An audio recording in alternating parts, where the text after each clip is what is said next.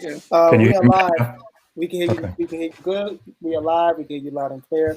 Peace, beautiful people. I am Dev. That is DP. This is Real Talk with DP and Dev. Thank you for coming and joining us for another jam-packed show. We actually are going to have a lot of good information to give you today. A lot of gems, a lot of culture, a lot of education. So you are in for a treat today. Before we get started, as we always say, Real Talk with DP and Dev is brought to you by Independent Capital Group. Independent Capital Group is a group of professionals who are there to help you with your real estate investment needs. And we also are there to guide you through the process. If you do not have the time but have the capital to go through the real estate investment process, we are here to help.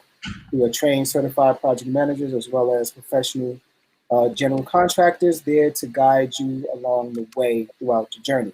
On top of that, we are there to guarantee, again, I said guarantee, 20% return on your investment. And that is 20% return on your investment. If you want to know more, please go to independentcapitalatl.com. Again, that is independentcapitalatl.com. And this is Independent Capital Group, Black owned for Black people who want to make green money. All right. DP, how What's are up, you? Dev? All is well? All is well. Also, go to our website to get some financial education on credit repair, budgeting, other financial opportunities for your Black household. You know what I'm saying? We strive to help our Black folks do better, mentally, physically, and financially. All right. Also, we want to make sure that you subscribe to all of our pages. Real Talk with DP and Dev. We are on Instagram, we are on Facebook, as well as YouTube. So subscribe to all three. That is Real Talk with DP and Dev. We are in Black History Month, and each episode that we have done, we have showcased a Black figure in American history. And who I would like to showcase today is Ray Montague. Ray Montague was actually the first program manager for the Naval Sea Command for the U.S. Navy. She is actually also the person who revolutionized computer-aided designs for submarines and ships. Everything in terms of designs for submarines and ships went through her. Back during the Vietnam time, when they was doing battleship designs, it usually would take about 2 years to complete.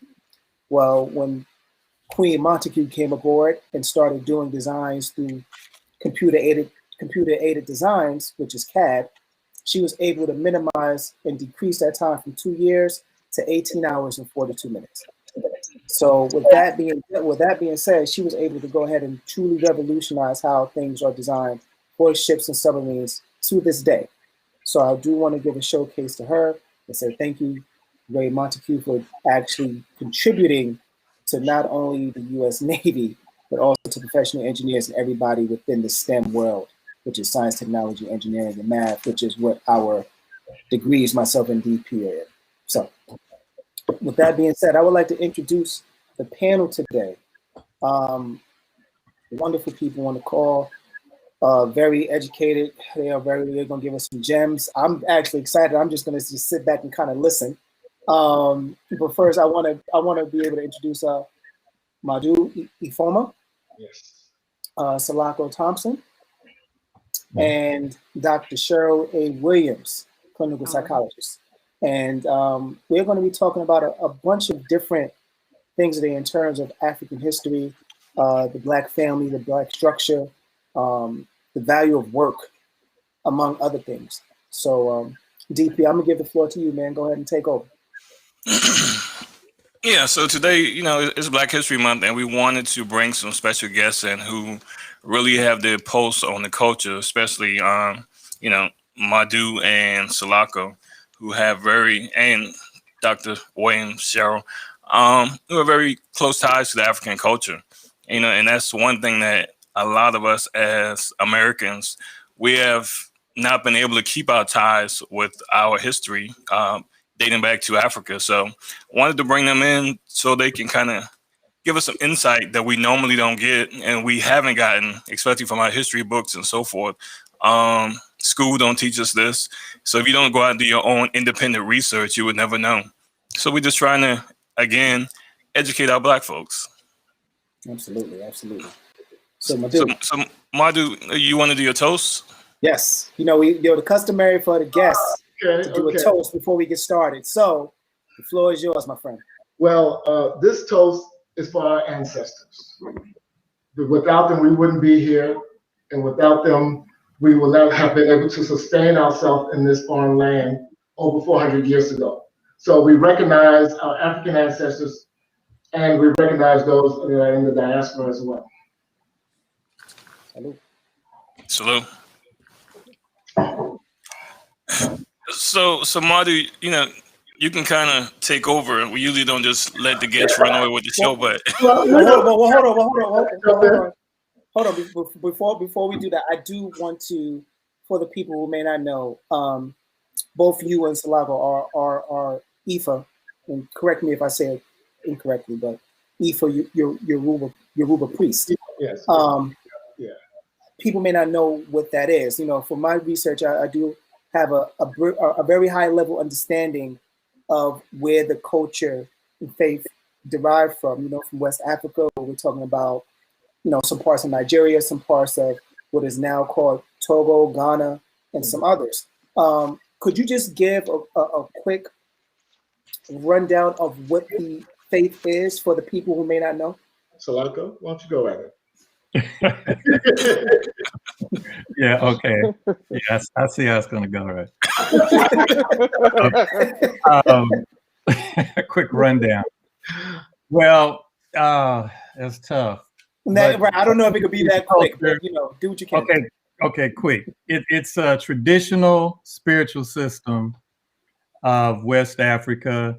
The Africa as a continent, all over Africa, they have their own traditional spiritual systems, and there's little differences between each. But in Nigeria and those areas, Benin, the Yoruba created Ifa and the Orisha tradition, which is spread around the world. It's here in the United States, Cuba, Brazil, all over the world. It's one of the fastest growing spiritual systems, religions in the world at this time. So that's what I can say about it. All right, great. Thank you.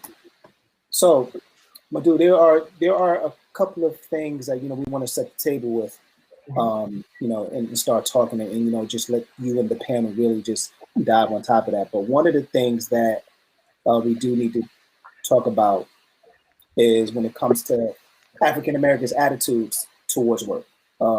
I have no problem with working hard and understanding the benefits of work. And my age and people younger than me, we live in this microwave society where we don't value, work. We don't value we don't value the significance and the art of servanthood in terms of having to learn and grow, in the thing that you're doing.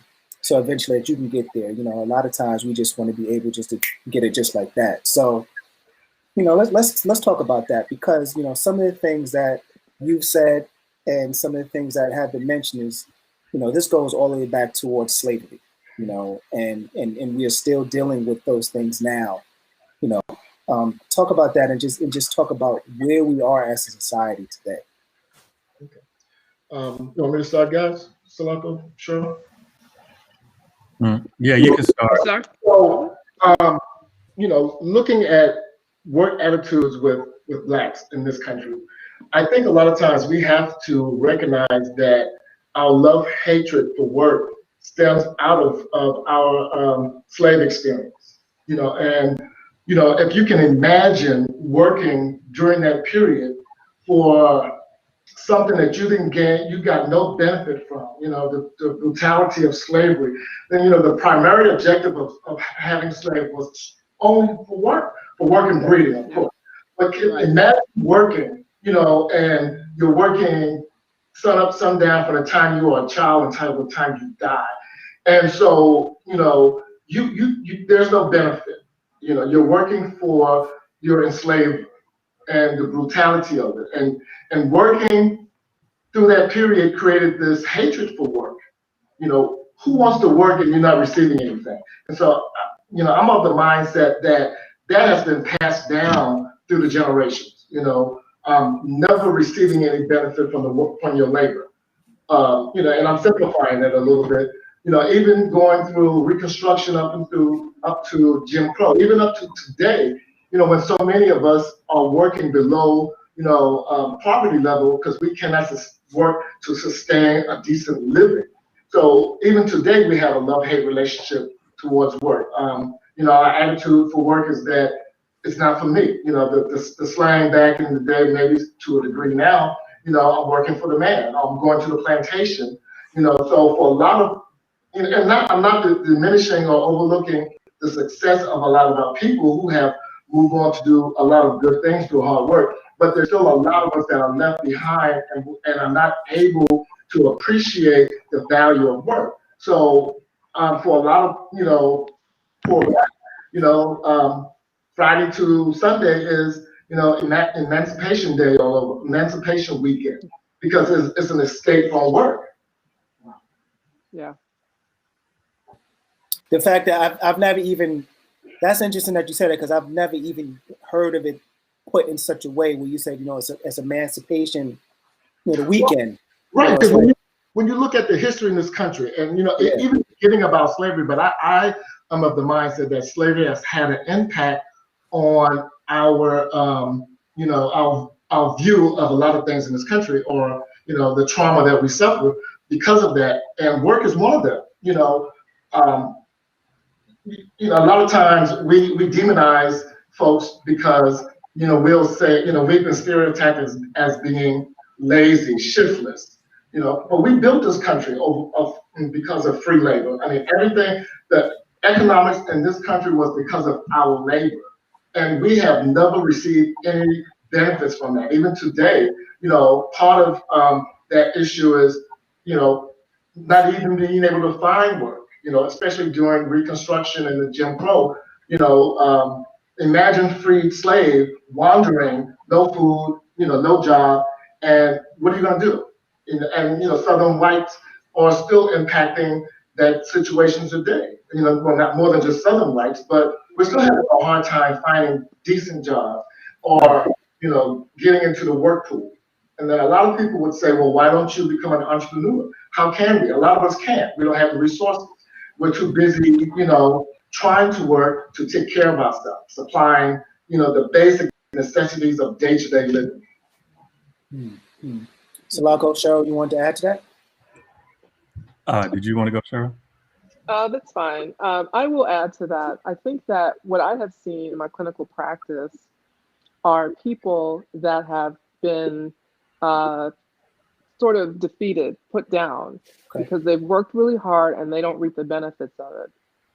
I've had several clients come into my office and they feel as though all their hard work has been for nothing. Mm-hmm. And I found this to be particularly salient when Obama became president. Okay. I called it the Obama backlash because I had an uptick in, people that look like us coming into my office saying that their boss is giving them a hard time. One woman told me she's about to be fired. This was a Black woman who was second in command to a plant, a brewery in the area. She had a bachelor's degree in chemical engineering and a master's degree in business administration. So she was more than qualified on paper. But she said she was about to be fired because her boss, who ran the plant, is now angry that Obama is president. Wow. And this happened continually. So she said she's about to be put on these plans, I think, like review her work. But she had been at this plant for over 13 years and there was never any problem before. So, and this kept happening right around the time he won presidency. So what I found was that a lot of people like us just got tired of swimming upstream because you feel as though, what else can I do? I've gone to school, I got my education, I've worked really hard, and somehow it's still not paying off. So I think some of that, it just makes people feel as though, well, what is the point of it all? Again, it's like I'm swimming upstream.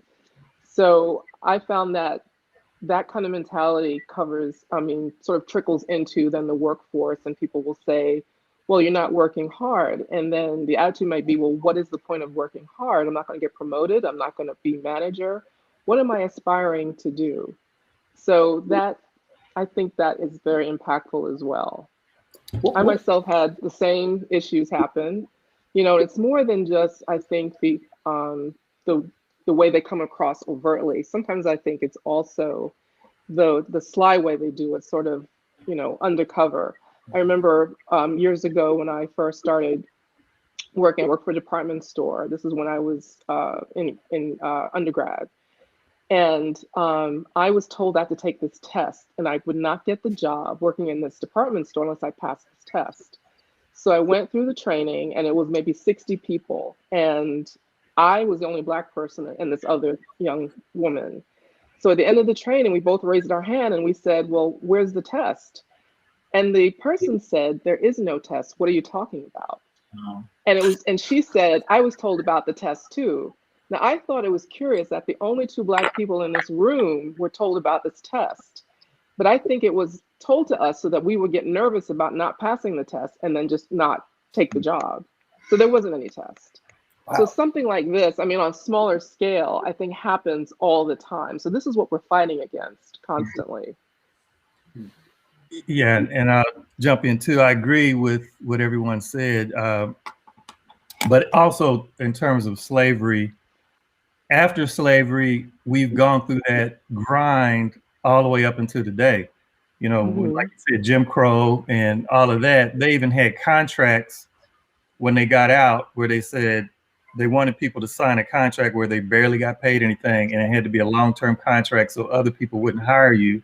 Then they came up with the loitering laws and all that to put you in jail so that you can arrest you, so that you can have to work, or debtor's prison. We were always working for little to no money and getting abused for a long time after slavery. It wasn't just during slavery. And then I think we also, because of the topic I'm going to talk about later in terms of our self-hatred, self-esteem. I won't get into that too much. But, that's a good teaser. It's a good teaser. But, you know, there's some things there with that. One thing I will say is we kind of got this suit and tie mentality. So we started thinking we don't want to do blue collar work anymore. You know, like my wife took care of a patient once, and a brother here in Atlanta, he had a very successful plumbing company. He was a master plumber. He had 3 sons. He was in the hospital with cancer because she was dealing with cancer there, and he was dying. But he said he was going to have to give his business to somebody else because none of his sons wanted to take over the business. They all wanted to work for IBM and wear a suit. And he was making, you know, $1 million a year in his plumbing business. Yeah. It wasn't about the money. It was about the status and prestige that you think you start getting this, oh, I want to be like them and I want to do this and that. And you're ignoring the wealth that's right there.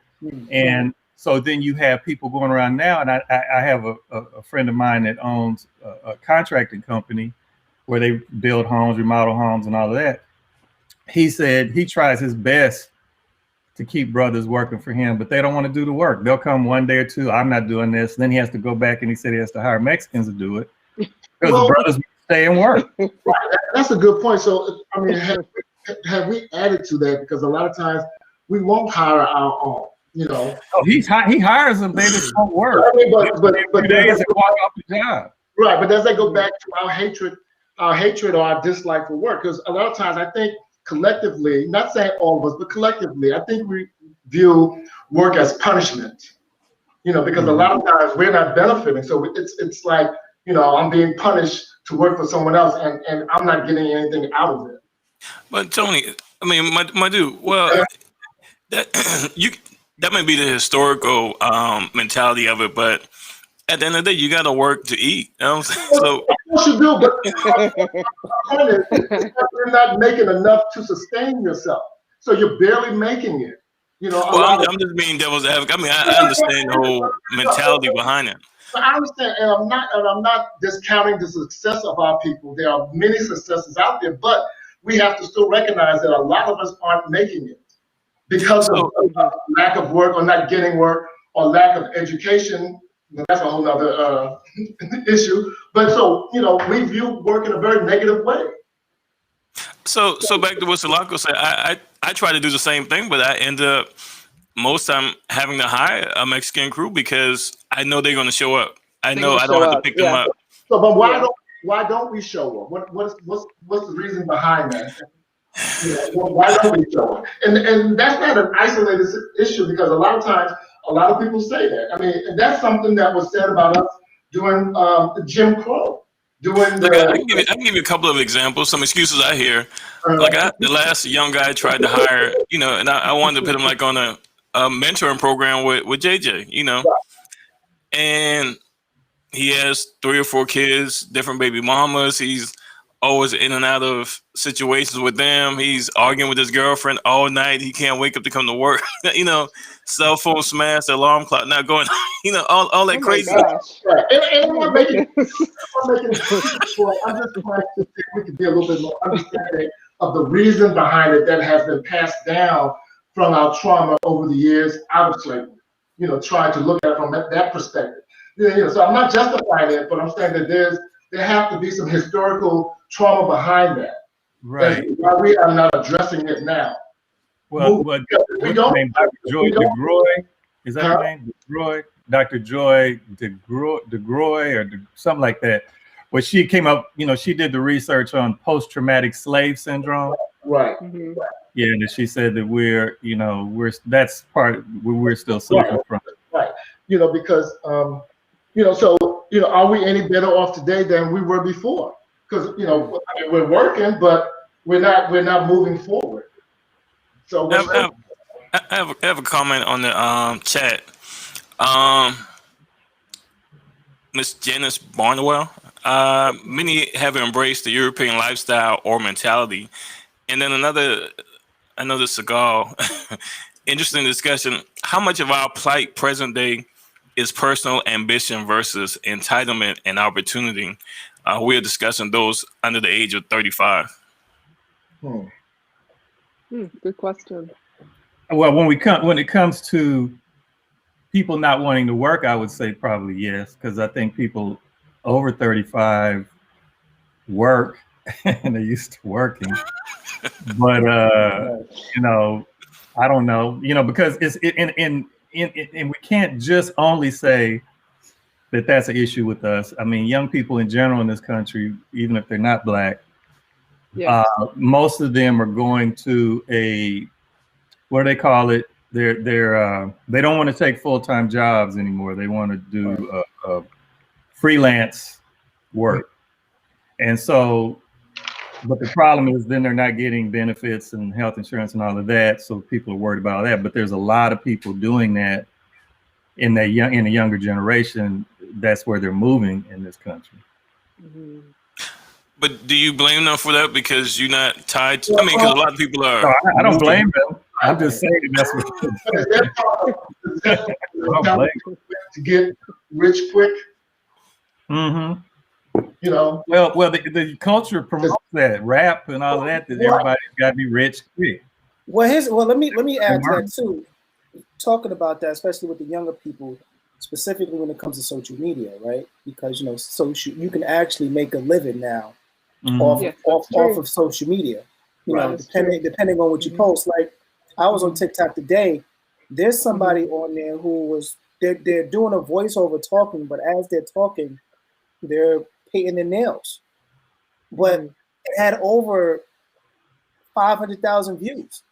So it's the system is made for younger people right now to be able to kind of do those things because they can see that they can make money off of it. So it's like, well, shoot, if I can make money off of talking about how my day is while painting my nails, why not do it? I guess that would be a question that a young person would ask. And that's a legitimate question. Yeah. Sure. It is. Go ahead. I'm sorry. Go ahead. Well, I was going to ask a question, going back to some of the things that you were saying about some of the patients that you were having, and it was talking about the things that was going on when Obama was in office. What were some of the things that you would tell them? I know you can't breach your patient privileges and things like that, but what were some of the things that you would say? Well, it actually surprised me, I have to be honest with you, some of what they were experiencing because I was so excited. I didn't think that, they would actually get this backlash from their Okay. employers.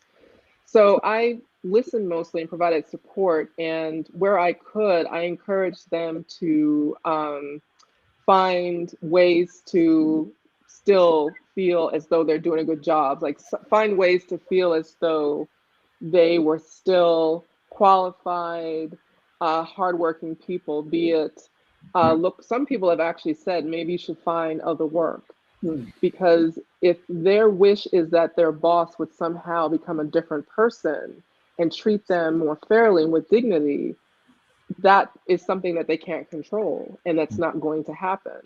So some people I would actually, and a lot of people didn't like what I had to say, but I said you probably need to look elsewhere for work.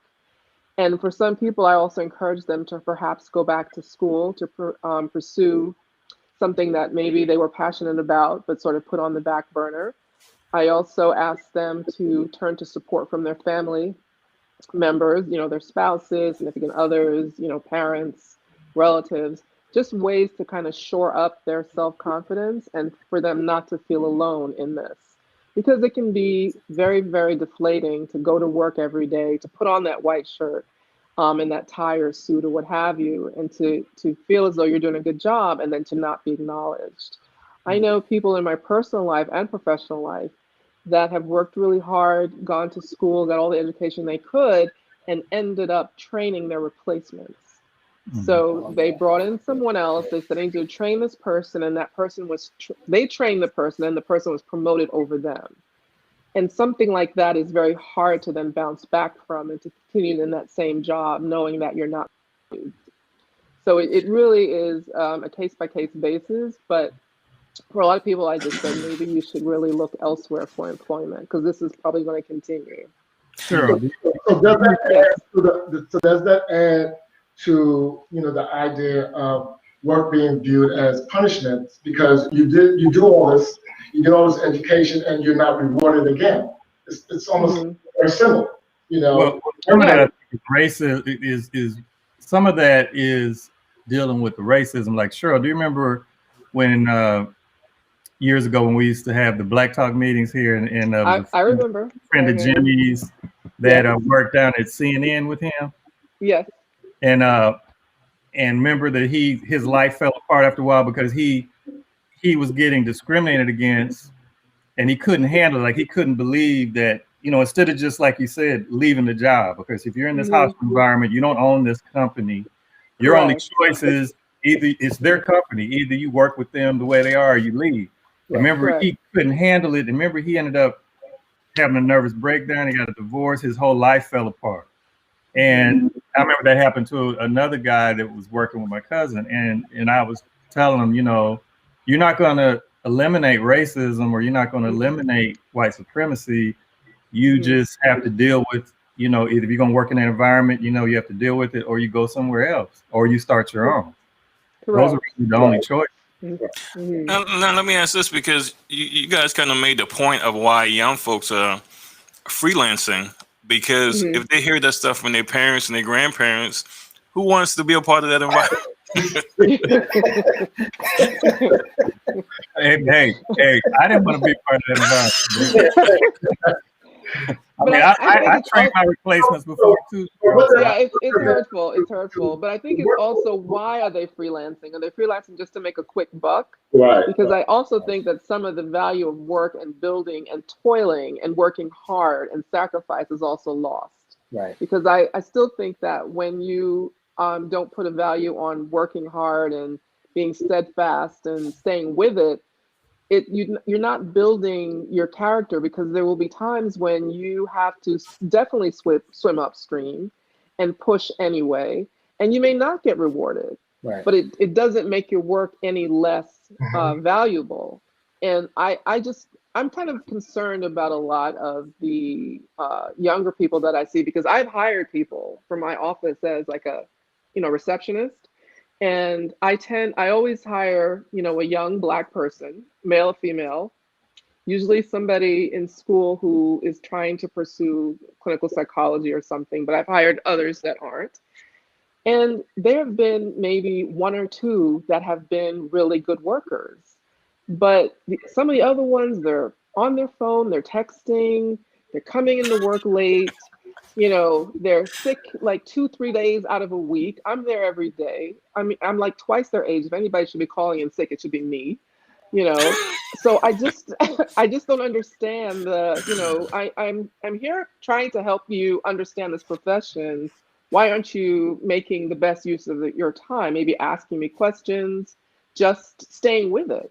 So I'm concerned about young people that everything is the quick dollar and, flash in the pan, let's do it now and move on.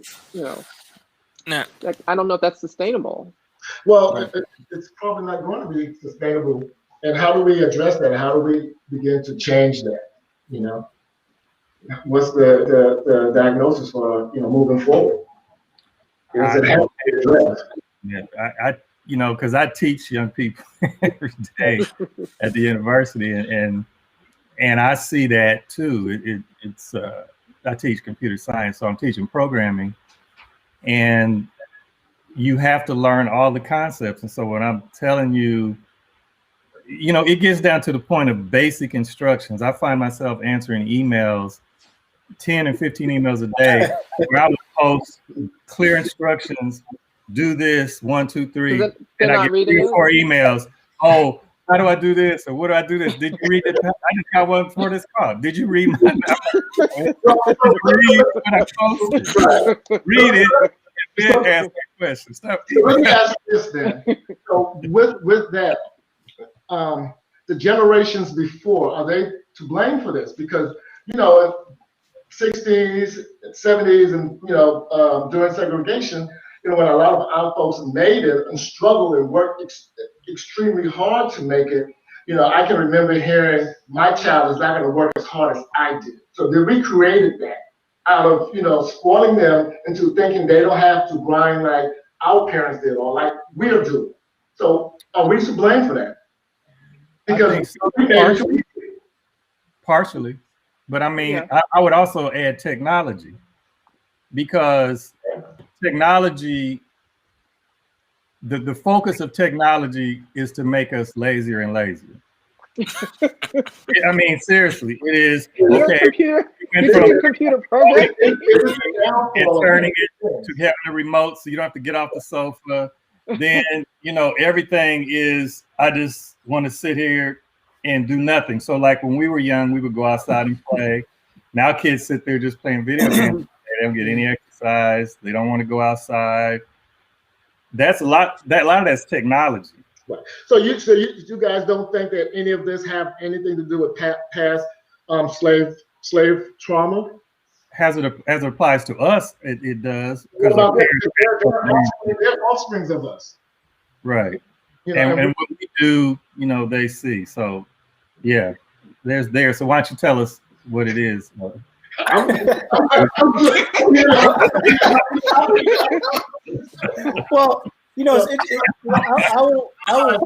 say this.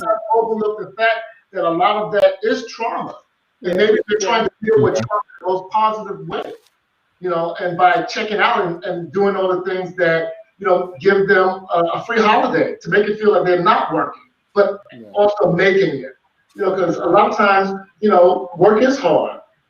It is. It's very hard. Now somebody mentioned that Erica Bridges said we're also dealing with learned helplessness. Mm-hmm. Mm-hmm. Yes. Yes. Yes. Yeah. So is that our parents trying to make life easier for us, and as we try to make life easier for our kids? I actually would like to know what does that mean to you three? Learn helplessness to me means that you feel as though no matter what you do, there's no way out. Okay. Like we learned about learned helplessness more clinically based. For instance, a woman who's married to someone who beats her, people often ask, why doesn't she just leave the marriage? And what I learned in school was that if you are taught all the time, or you're told all the time, no matter what you do, there's no way out, no kind of escape is available for you. You just sit there and take it.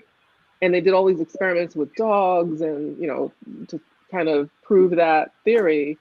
So some of it is just, you know, feeling as though it doesn't matter what I do, how hard I work, there is no path forward for me. So why bother? So then is it safe to say, you know, helplessness today is the same helplessness back 300 years ago?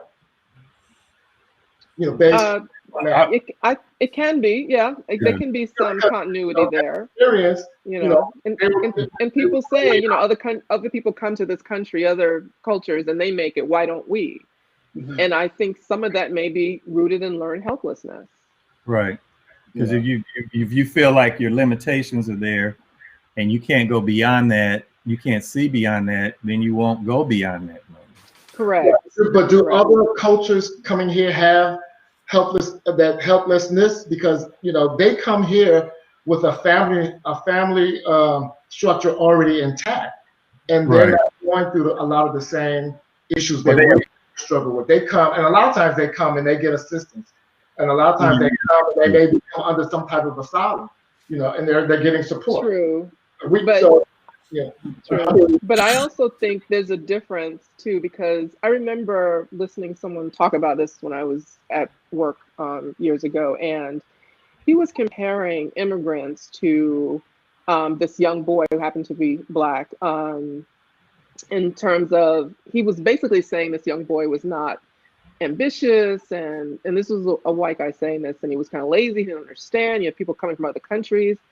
And I didn't say anything at the time, but I lived in South Florida for a number of years, and all I kept thinking was the mentality of someone that gets on a floating inner tube and floats in an ocean full of sharks to land in a country you don't know anyone, you don't speak the language, you don't know if you're going to make it, but you think whatever you're leaving is better than whatever you're going to is going to be better than what you're leaving. So I'm going to float on this thing.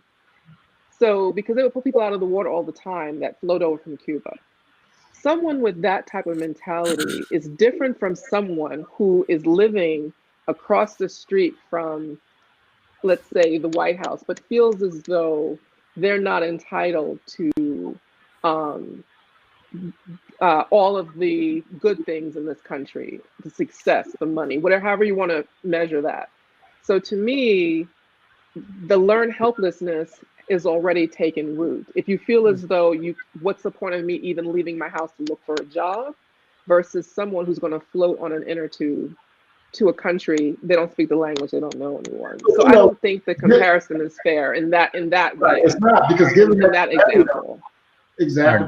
Given that scenario, this country tends to be more sympathetic to immigrants than they are to us. Oh yeah. Yeah. You know, those are some of your. You can't expand on that. And I'm in full disclosure, I'm an immigrant too. I wasn't born in this country. I'm an immigrant too. Right. So my parents I was born in Jamaica, as were my parents. So you know, I may have a different perspective. I just think that in this country we have a tendency of viewing, you know, especially, you know, people of color and Blacks here, have not taken advantage of opportunities. Whereas a lot of times we weren't able to because of lack of resources, lack of education, you know, Right. that were put in our path trying to get there. So, you know, we have struggled that. Yeah, or told it that if you try, you're going to be killed, you know, for trying. That people forget that too. You know, Jim Crow, Reconstruction, segregation. So we had a lot of issues that we had to deal with that a lot of immigrants can't even understand. And on top of that, they are selected. So if you're a person from this country and you decide, well, I'm going to go to China and go to school, or I'm going to go over there and start a business. Well, first of all, you are already a very progressive, aggressive, courageous, self-confident person to go to another country. Whereas somebody who lives next door to you may not be that person. If they went there, they may fail. So the people that come to another country, like Cheryl was saying, they're already a select group of people that you can't compare to the average person. Correct. Then in some of those countries, education is difficult to come by, so it's very highly valued by the families, and they come here for opportunity. Whereas here, people's attitude is, "Oh, the law is I have to go to school till age 16, and after 16, whatever." And so, a lot of the young people here are taught not to value education as much as some people that come here from other countries. Then, of course, they have their culture, their language. Sometimes they have the support. Like I remember when we were down in Tampa, I had a friend from India. She was offering me to go into business because their family in India had a leather factory that could make any kind of leather clothing. So they said, all you got to do is give me a picture of any leather jacket, anything you want, and I'll send it home. They'll make it, and we come back and you can sell it wholesale. And I said, okay, but I'm a college student that's broke. So I couldn't do it. But I can tell you, I would have did that business if I had the money. I couldn't do it. But she had family, they had family that supports them. And then, like you said, the laws. A lot of people, like you'll see people from India that come here, and you see them with Dairy Queens at hotels. Well, there was a person in the State Department in DC that they get extra money. I remember there's a bank here that was BB&T. They have a division where they give people from India money to open hotels. And what they do is they come here and open a hotel. Then they bring their whole village here to work. They can get them into the United States by being employees of the hotel. So they buy a lot of these little Holiday Inns on the side and all that kind of stuff. Yeah, and I just had to do an inspection on one. So Hold on, Tony. Madhu, that's interesting that you say that, Salako, because everybody talks about that, but nobody ever really said any details about it because they don't know it to be true. You know what I'm saying? It's always been a rumor, but see, I worked. Okay, so being in computer field, when you work, I worked. Most of the people they bring over here is from India. Even the people that I trained on a particular company remotely in India that took my job was from India. Yeah. So most of the people, they come here and they work in IT industry. They work in the computer industry. So when any company I worked at, I would say at least 50% were people from India because they would hire them and pay them half the money they paid Americans. They didn't pay them the money they were supposed to pay. A lot of the call centers be from India. Yeah. And so so there was a few Indians that befriended me. Like one guy, he befriended me, and other people would get mad at him. They say, "Why? He's not Indian. He's not one of us. Why you bring him in?" When I was at the University of South Florida, there was an Indian professor. All of the Indian students would go to him because he would hook them up and try to help them through. They brought me to him one day. He got mad. He was like, really? And they got their little study groups and all that, but they help each other. Yeah. They help each other. I mean, I had them. They come together. They want to get a job. They'll say, okay, I don't have any experience.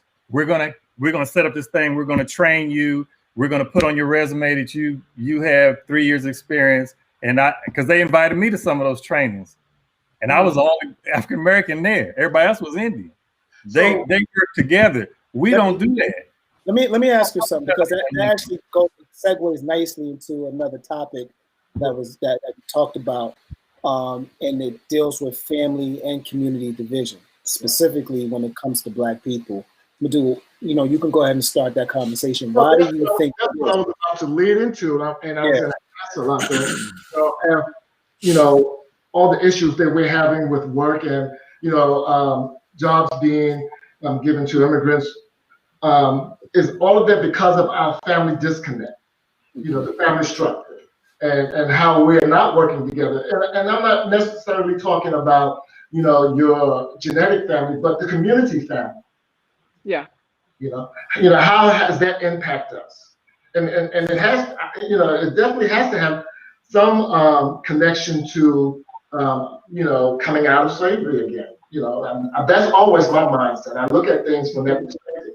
That we're still dealing with a lot of that trauma, and I agree. When it comes to the family structure, I think the biggest thing that always stick out in my head, and to this day, I still don't understand, the concept of slave getting married. It makes no sense to me that, the enslaver, have these marriages for what? Because as a father, what can you do? You cannot protect, you cannot support, you can't do anything. So what was the purpose of having these marriages? And then to have your family ripped away from you, you know?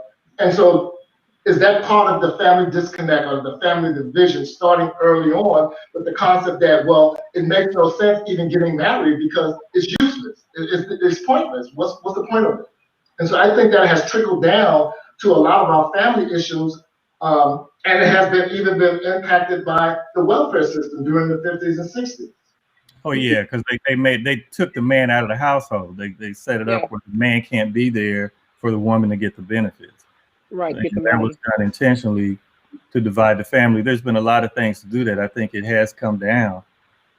But the other part, okay, I won't go there since we're doing that late. My thing is self-hate. And I'll have to that. Yeah, I know you wait. I'll wait. You know, listen, you don't necessarily have to wait, Salaga. If you want to, I mean, we can dive in. I mean, Express yourself. Please talk. Well, he told me to wait as the last topic, so he wanted to come to the other.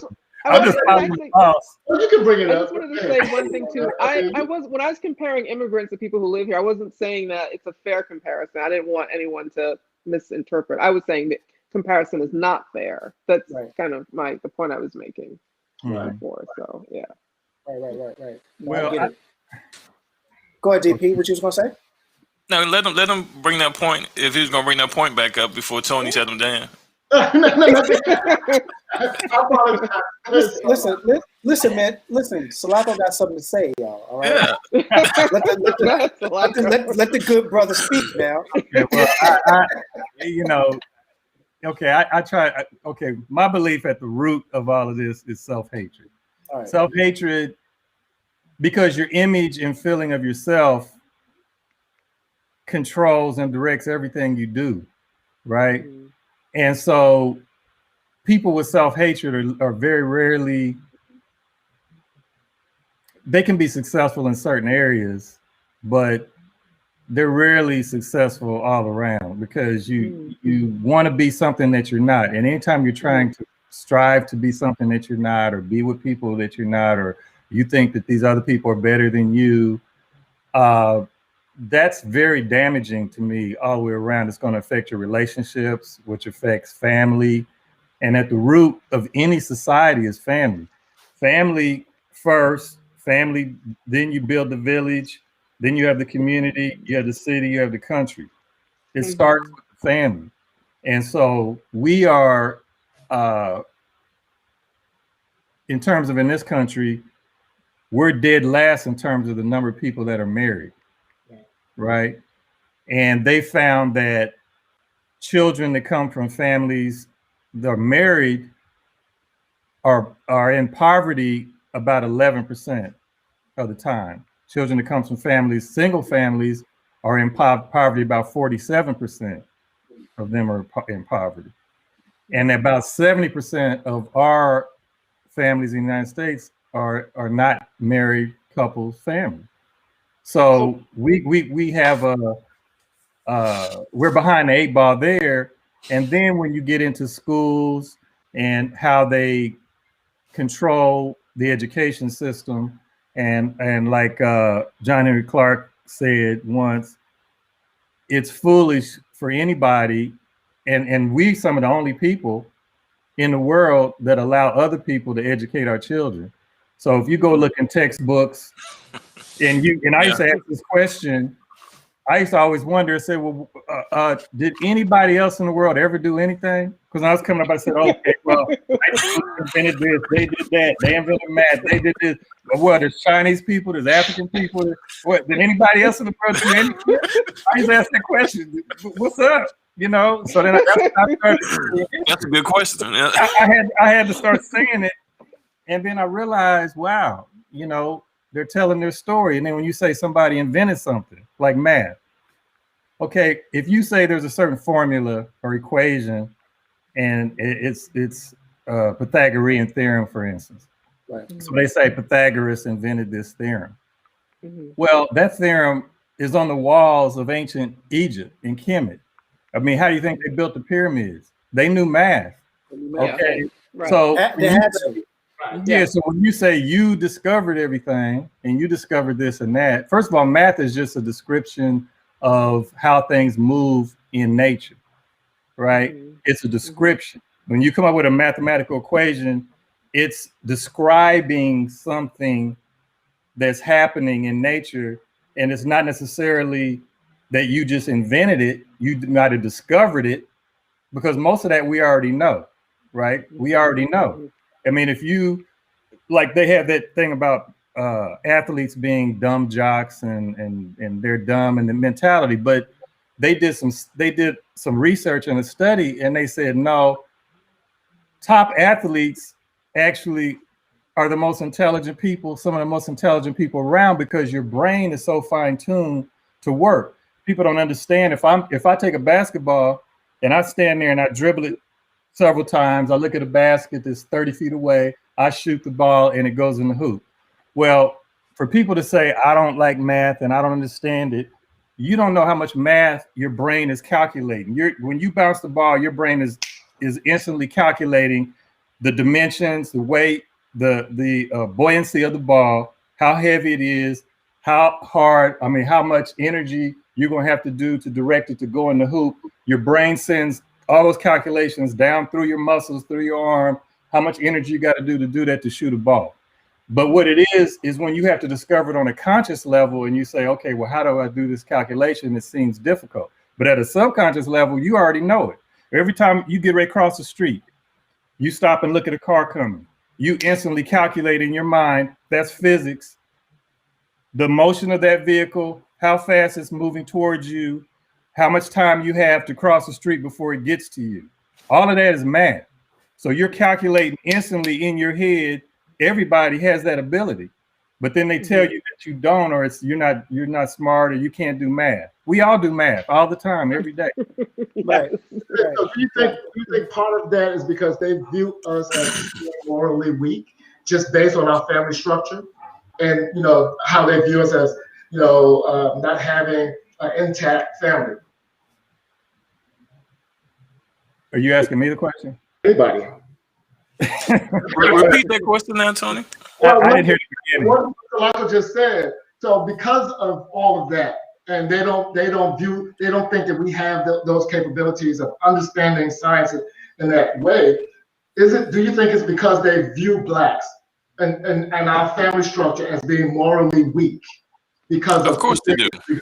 Of course they do. That's the whole premise about keeping us, right, for lack of a better term, keeping us down. You know what I'm saying? Because if we come up as a culture, that means that we'll be on the same playing field as they are, and it's their country in their mind. It's like when they were able to run up in the Capitol. If a black folks did that, I know. they really think. And a lot of people said that. A lot of people will say, this is mine. This is my country. This is my capital. This is my building. Okay. Yeah.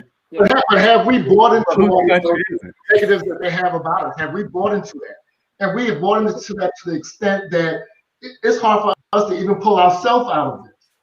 We have bought that argument that we lack the mental capacity to do any of those things. We're continuously buying into it. We have to recognize that that's who we are, and we have, and part of it we have to recognize. We still have to recognize it's part of our trauma, and actually, it's still part of our fatigue here. Just being exhausted, fighting that conflict, proving that we are intelligent, proving that we do have legitimate rights to be here, and that we And it's a constant battle, I think, constant. I think every time I leave my house, there's going to be something that I have to decide. Am I going to say something to kind of disprove this person, thinking that I'm not, important or not as valued as that person? Or am I just going to keep going?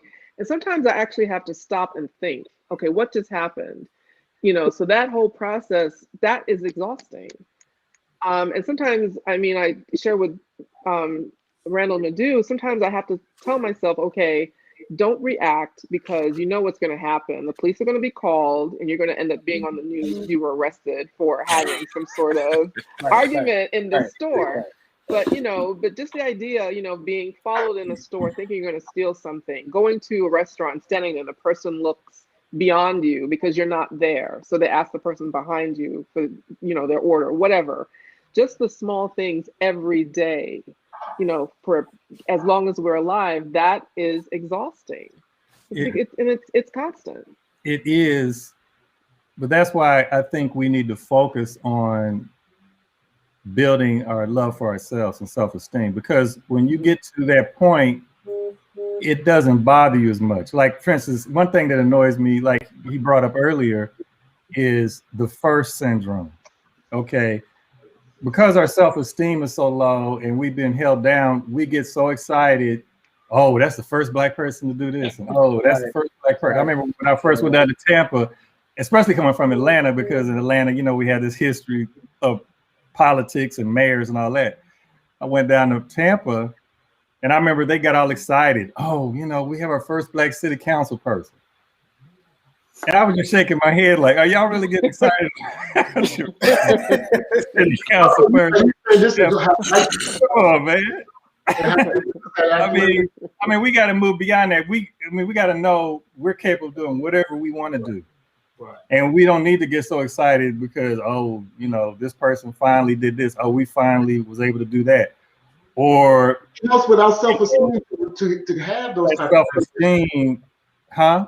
I think it builds our self-esteem to see that, to see those type of recognition. I understand what you're saying, but I'm impatient. I just want to go. I just want to go beyond that. We still got to recognize that. We have to. Yeah, we do. It's true. Because without that, then it doesn't give anyone else who's trying to make it, any vision of getting there. So all that gives vision. Mm-hmm. So let me ask this. You said you coming from Atlanta, and yeah, we do have, and we've had these Black politicians in power for, it seems like forever. Andy Young did a great thing with the airport, made a lot of Black millionaires. But it seems like sometimes our folks get in the office and then they turn against us because they're looking at their donors who have who are millionaires and billionaires who need something in the city, and then they will kind of forget about the people who got them there until it's election time again. You know what I'm saying? Yeah, and I think that's a very good point you brought up, because my opinion on that is this. That's another lesson we have to learn. We haven't learned the reality that we are thinking that politicians are going to save us. Number one. Number two, we don't understand politics because other people understand that politicians are to be bought. Yeah. We think all we have to do is vote for a politician and they're supposed to do something for us. Okay, well, we can vote for that person, but if that person sit there and say, well, wait a minute, this person gave me $1 million, this person gave me $5 million, and they're calling me and saying, do the XYZ, and you're telling me I voted for you. Okay, so who do you think they're going to do stuff for first? Right, they're gonna highlight I mean, 5 million. we don't understand how politics work. We think, when the politicians get up there, you say, oh, do they forget who we are? Yeah, because the people who gave them their money, they have to answer to them. That's what Martin Luther King said. He would never become a politician. They tried to get Martin Luther King to become a politician. He said, no, because I know how politicians are. They're bought off. I'm not going to be bought off. I'm going to be independent. I'm not going to be a politician. So don't. But we get excited when Black folks become, like even Obama. You go back to Obama. We get so excited when we had Obama got elected, the first Black president per se. But I know my dude's gonna get upset. You can't say nothing about Obama. If he's I know he's got mad at me before.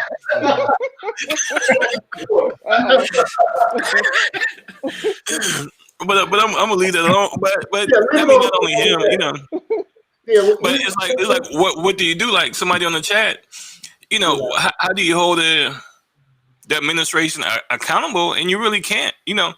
My take on it is Black folks need to take a whole season of voting off. But let's And that'll show the power of the black vote. then, since we're And talking then about once you take that season off, then they come and court you for your vote. Right, because like you said, that's the thing. And people get mad at me all the time in my family, and I got 4 sisters, and we get into it. But this is the way I look at it. I try to look at people that I see are successful. So if I see the Jews over here and I say, oh, the Jews are very successful in this country. And so what do they do? And then I find out, oh, well, they give money to both parties. If it's a presidential party, they go to the Democrats and give money. They go to Republicans and say, both of y'all owe me something. Right. But we don't understand politics. So we just think, well, I just got to be on this side of Democrat. And all I do is do with the Democrats. And so they say, okay, well, we know you're going to be with us anyway, so we don't really have to do that much for you. And so we don't get much out of it. But like he said, if we sat back and said, okay, we're going to be a political party, we're going to have our own party, and you're going to have to court us, and you're going to have to come to us and say, you're going to do X, Y, Z, and then we'll give you our support. The other thing is we don't give money. So we really need to have some kind of fund where every black person gives $1 or $10 a year, and we have a fund that we can give money to politicians because you buy politicians. So can we transition that into Reconstruction since we're talking about politics? Because that seems very similar to what happened to us back then. You know, during Reconstruction after the Civil War, and a lot of those black politicians that were elected into office, and as soon as the Southern whites regained control, they were booted out. Yeah, because that's when they came in. Jim Crow came out. Yeah. Well, So even before Jim Crow. we're sort of still dealing with the same scenario, but just a different take on it. You know? Well, I heard something very interesting the other day that I hadn't heard put that way. I was looking at a YouTube video, and there's a lot of African Americans that are repatriating to Africa. They're moving to Africa. So there was a brother that was from Atlanta. And so I was just listening to him, what he was saying. And what's his name? Because we got somebody on the chat. Is his name Eric? Well, a couple of there was someone in the chat who just mentioned. Yeah. They're about Yes, they did. Oh, Yeah. I don't know.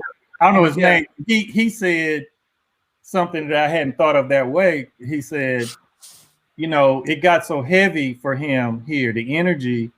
Yeah. And he said that we were trying to make things work where we came out of slavery and we still living with the person who oppressed us and enslaved us and trying to get along with them in their country. So he said, I'm leaving. Now, I hadn't thought of it that way. And he said, well, you're trying to change them and their mentality and how they look at you and trying to, force it. But he said, it's not going to work. And so I'm leaving. He went to Africa. It's interesting because there was a lot of people who said if Trump get in office, they leave in the country. But this brother really did it. Didn't Stevie Wonder just say he's leaving too? Did he? I think he did Stevie move Wonder's to Ghana. leaving. I saw a thing that said he moved to Ghana. I had a friend that just emailed me this week. He sent me an email, and all it said was "Let's go," and it was nobody. It was just a name. So I'm like, I emailed him back. What are you talking about? Let's go. Let's go where? Then he emailed me back. South Africa. He said, I'm taking 12 people to South Africa in August, and we looking to move to South Africa. I said, okay. Send me postcards. We have a comment. And he started sending me pictures of houses in South Africa. I'm gonna write it out here, fellas. I'm gonna write it out here.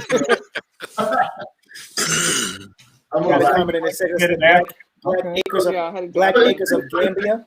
Interesting, what we're saying about the politicians, because Salaka, you had mentioned yesterday about what happened during Reconstruction. And a lot of those black politicians that were elected after that, or propped up after that because of the Northern Radical Republican Party that put them in place, to I guess stick it up the noses of Southern whites. And so even in that situation, my question has always been: did Reconstruction fail? Did it work? Or was it overthrown? It was overthrown. Because of blacks being in political position. Yeah, but it. So what does that mean, really, though? Well, Because we keep thinking of political positions as power. they still were not able to help us. Right, because that's not power. Right. So it's So what do you think? So what do you think power is then? very What do Economic. you think? You got to have economics. You got to be self-sufficient economically. It's no We're different not than ever going to have power where we take over this country. today. We're still dealing with that. We're still trying to get our politicians to represent us. We're still trying to get our politicians to, What for? the powers they have to, To do at least do something in our favor To do what? collectively. Well, let me ask this question: What do the politicians think they owe us? That's a good question. That is a good question. What they owe us is to stand up for issues that represent our community. Well, when Barack get up there and say he's a president for everybody, you know what I'm saying? Trump don't say that. Trump called those Proud Boys, they're good people. You know what I'm saying? So when a black folks gonna just stand up and say, I'm gonna do something for my people, point blank, and that's it. You're what? Yeah. We're what? There's a difference between the president and our local elected officials. Even them, let them stand up and say, I'm gonna do it for my people, and I'm gonna do it for my people because I want to. So, if someone out of my community and I send to Washington and they're not doing anything for my local community, I have an issue with that. The president has to deal with the whole country. My local elected official have to represent me. And that's a lot easier than trying to throw, all of our issues on the lap of President Obama. Okay, Tony. All right, we know you gonna fight for Obama, so let's get off Obama. Let's go to Keisha Lance Bottoms, our mayor. The city gave those white boys. How many about the? All right, let's go back to the Falcons. Arthur Blank, the owner of the Falcons. The city gave him hundreds of millions of dollars to do that stadium, and we're not even playing in the stadium, and they're a losing team. They haven't won anything. So let's talk about these black local politicians. But they're aspiring to do something. They have a high self-esteem. They can ask for that kind of money. Yeah, so it don't make a difference in Washington. It's right here in our local city, and it's still the same. And we were so excited to have a black female a mayor again. It's up to us to hold our local politicians accountable. They have to work closely with us in the community they come out of. Versus the president, we hold him accountable for something that happened on. We are the president now, so we're gonna let you. He had to Don't get also work started. in Washington, which was not Obama friendly when he got elected. So Right, it exactly. wasn't just him. He had to work within the system to get things. Before even being in office a year, the onslaught had begun. Right. The what? And he was treated very badly. I mean, we all saw it. It was The what? horrible. What did you say?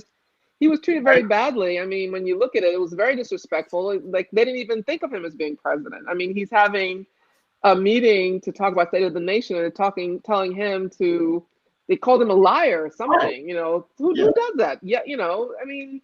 Well, we heard a lot of that. But what did he expect? What did he expect? He black. He black. He's still black, regardless of what accolades and what they think of him. He black. All I'm saying is he had to swim upstream. That's the point. Well, this is the thing. Well, the question would become, did he at least even try to do anything? When you say swim upstream, you have to first get in the water.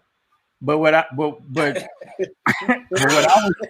I think running for president. I didn't have any expectations of him. But when he became president, this is how I felt. I said, okay, they're not going to let him do anything. So he's gonna be a figurehead. So okay, he got in. That's great, and I moved on. I didn't really expect he was gonna do anything for us. But to me, running for president was getting in the water. Right. Because that was getting in the water. Would you care to floor is yours, brother. It's still the same. We have to. Local politicians is where we start, and holding them accountable. So what we're moving on to now? Yeah, please. Well, let's get to some of these comments. Because we had a lot. You guys have caused a lot of comments to come in because Shout out to all the comments, by the way. I mean, it's been a lot of Yeah. activity on the Joe comments. Wilson, he said, call Obama a liar. Yeah. So- so- yeah. somebody wrote a whole dissertation about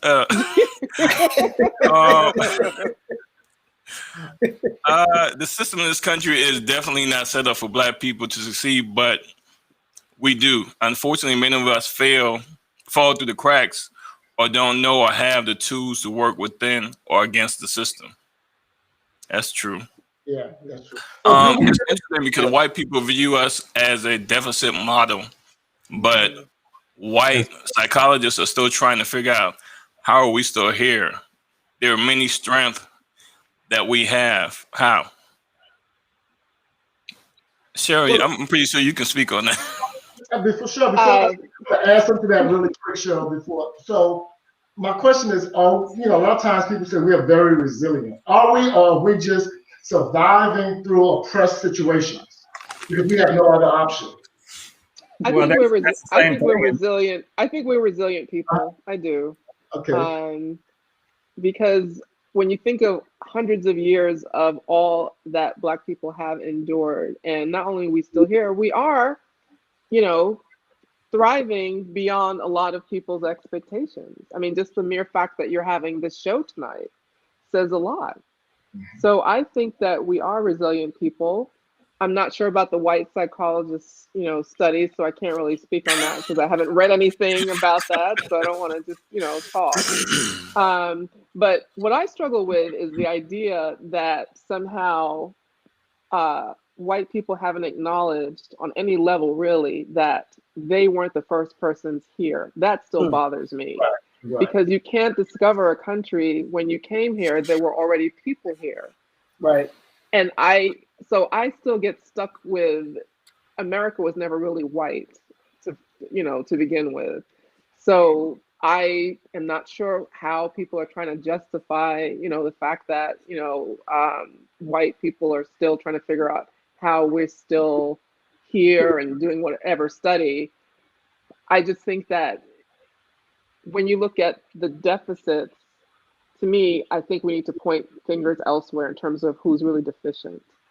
Because I think if you can really think of someone else, a human being as being property, then I think that you're deficient. Right. That's how I look at it. Okay, Eric Mason, he said, good point about politicians. I met a few at a meeting in the ATL a few years back. They asked if anyone in the room had ever donated to a politician. A few of us raised our hands, but the majority did not. Mm-hmm. They made their point. That's why they are not supporting us. Wow. Mr. Mason, don't be invading our conversation. No, he's a friend of ours. Hold on, Madhu, what you were saying? Eric Mason, he's the next guest that's coming with you guys. Is that I know him, Madhu? Is that the Eric? There's two Erics coming. Which one have you met? The one I was gonna buy his house, or he wanted me to work in his house or something over there before. I don't think so. I don't think so. All right. I don't think so. But a couple of your future guests are piping in.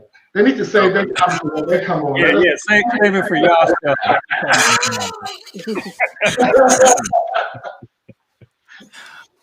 Pamela Woodard. Besides that, by the time a first Black person to do anything is so much better and so much more qualified than anyone else who could have that position. We're not ready for the backlash if we don't vote. I mean, are we getting the backlash now? What do you think, DP? I think we already had that. I think so. We talking about it. We got to be white folks not sitting at home talking about what Trump didn't do for them. But we're at home talking about what Obama didn't do for us. Because he didn't. I mean, we tell the truth. But white folks, as much as white folks.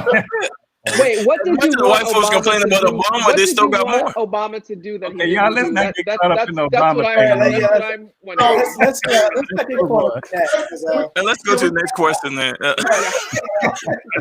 black sheep? Because all of this Huh? To go, she says, Stevie Wonder's going to Gambia. He owns a couple of acres out there. oh, okay. She's from Africa. When y'all get back, I'm still gonna be here because my folks built this country, and I'm not leaving. You're not Well, leaving, right? you know what? Let me add to it because there was a comment that came further up from Darlene. She says we shouldn't leave a country that our ancestors built. Almost every invention in America was by a black person who couldn't take the credit for it. A lot of that is coming out now. That's what she says. So, Was that Darlene Dean? yes. Yes. Yeah. Darlene, I won't say that's my cousin. You know, me, Darlene, my dude, we all raised up in the same house. Nice. And you beat up like that. So let me ask you this, because there was another topic discussion for the panel, and Madhu talked about color consciousness. Right. So that probably falls within self-hatred, but for me, that consciousness deals with the self-hatred within our own community. You know, light skin, dark skin. You have a better job. You know, you're not pulling yourself up. You're not, doing your part to uplift the community. You're embarrassing us. So those are all, to me, are all part of color consciousness that we tend to beat up on each other a lot. But the biggest one is this good here, bad here thing. And it was so interesting because a few weeks ago, just in general conversation, I think we're so accustomed to saying, oh, good here. And I said, that's not good here. Well, I don't have any, but all things you can do with kinky hair. You can't do it with straight, fine hair. So we have good hair. They don't. Well, but Tony, that may be true, but it seems like we trying to get their fine hair. Well, and that's the problem. That's part of that color consciousness. We're constantly trying to, do things to, erode our happiness, get rid of our hair. Cheryl may be most qualified, not only because she's a woman, but because of her profession. Of course. What advertising does, it creates a want or a need to be like the person you see that's being, they're fun, they're beautiful, they're this, they're that. So it's a psychological thing. It is. I had a friend who did I think her dissertation was on colorism. And she, did her study using faces, and she mixed the features and the complexions around in the pictures, and you had to choose which was most pleasing. And of course, it was more pleasing for people who looked more European in terms of their feature, as well as their complexion being lighter. So again, it does speak to advertisers, and we've seen it. We see it in TV all the time. I mean, recently, what I've noticed, and I have no idea why, there have been more Black women with white partners in these commercials. Where did the Black men go? That's what I said to my husband one day. Where are all the brothers?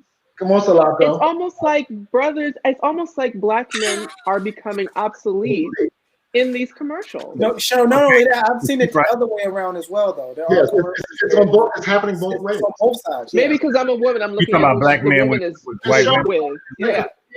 Black women with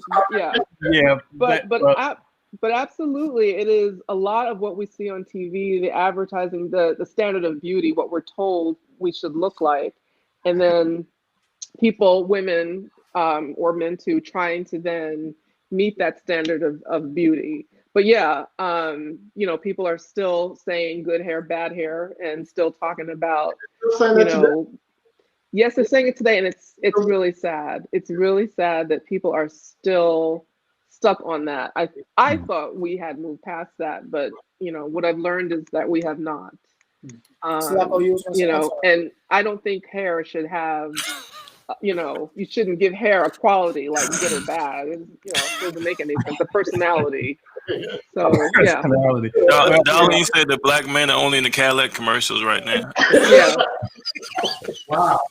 And then that go back to the stereotype that Blacks only buy Cadillacs when they buy luxury cars back in the today. Yeah. I think you're just saying that as a black couple, you see them in black and Cadillac Yeah, commercials that's versus true. mixed Yeah. couples everywhere else Right. in Yeah. commercials. Yeah, Well, that's true. okay, so that's a good point. I wasn't going to go to Oh, that point about oh. commercials. Oh, go ahead, Cheryl.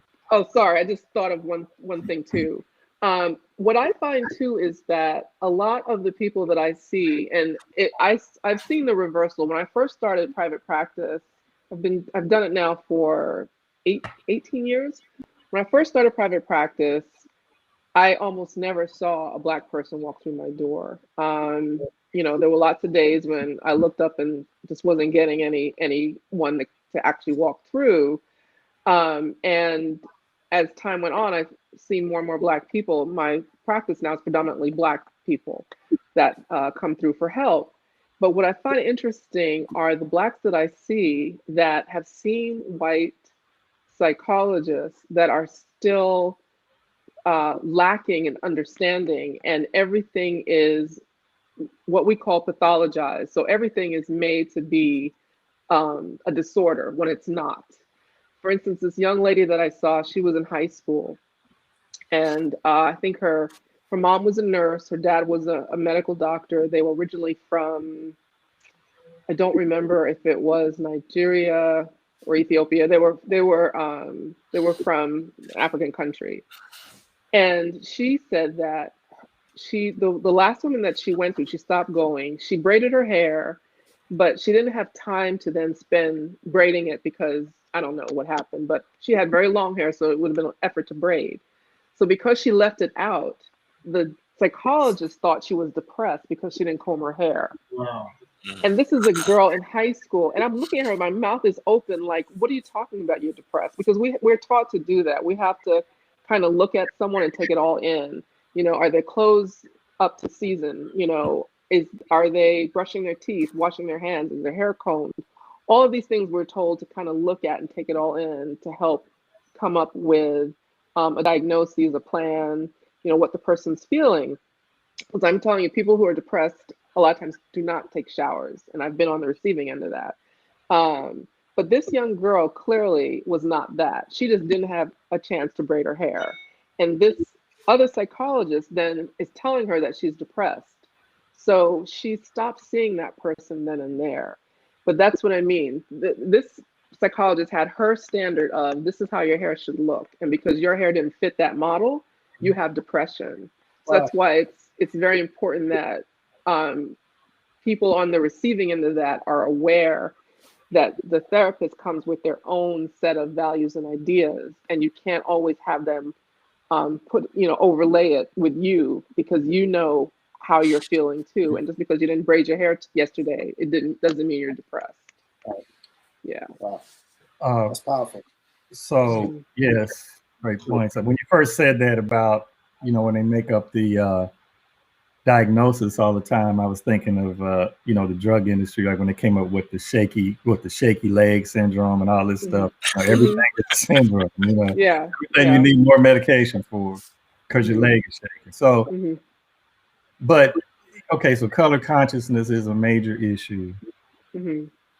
But for me, I still put it in the basket of self-hatred. To me, it's a symptom of self-hatred, and there's a lot of different symptoms, and it's something that we have to overcome, to me, to survive in this country. I know, because if we don't learn to love ourselves, we won't support ourselves economically, and if we don't support each other economically, we're going to really struggle, and a lot of us don't.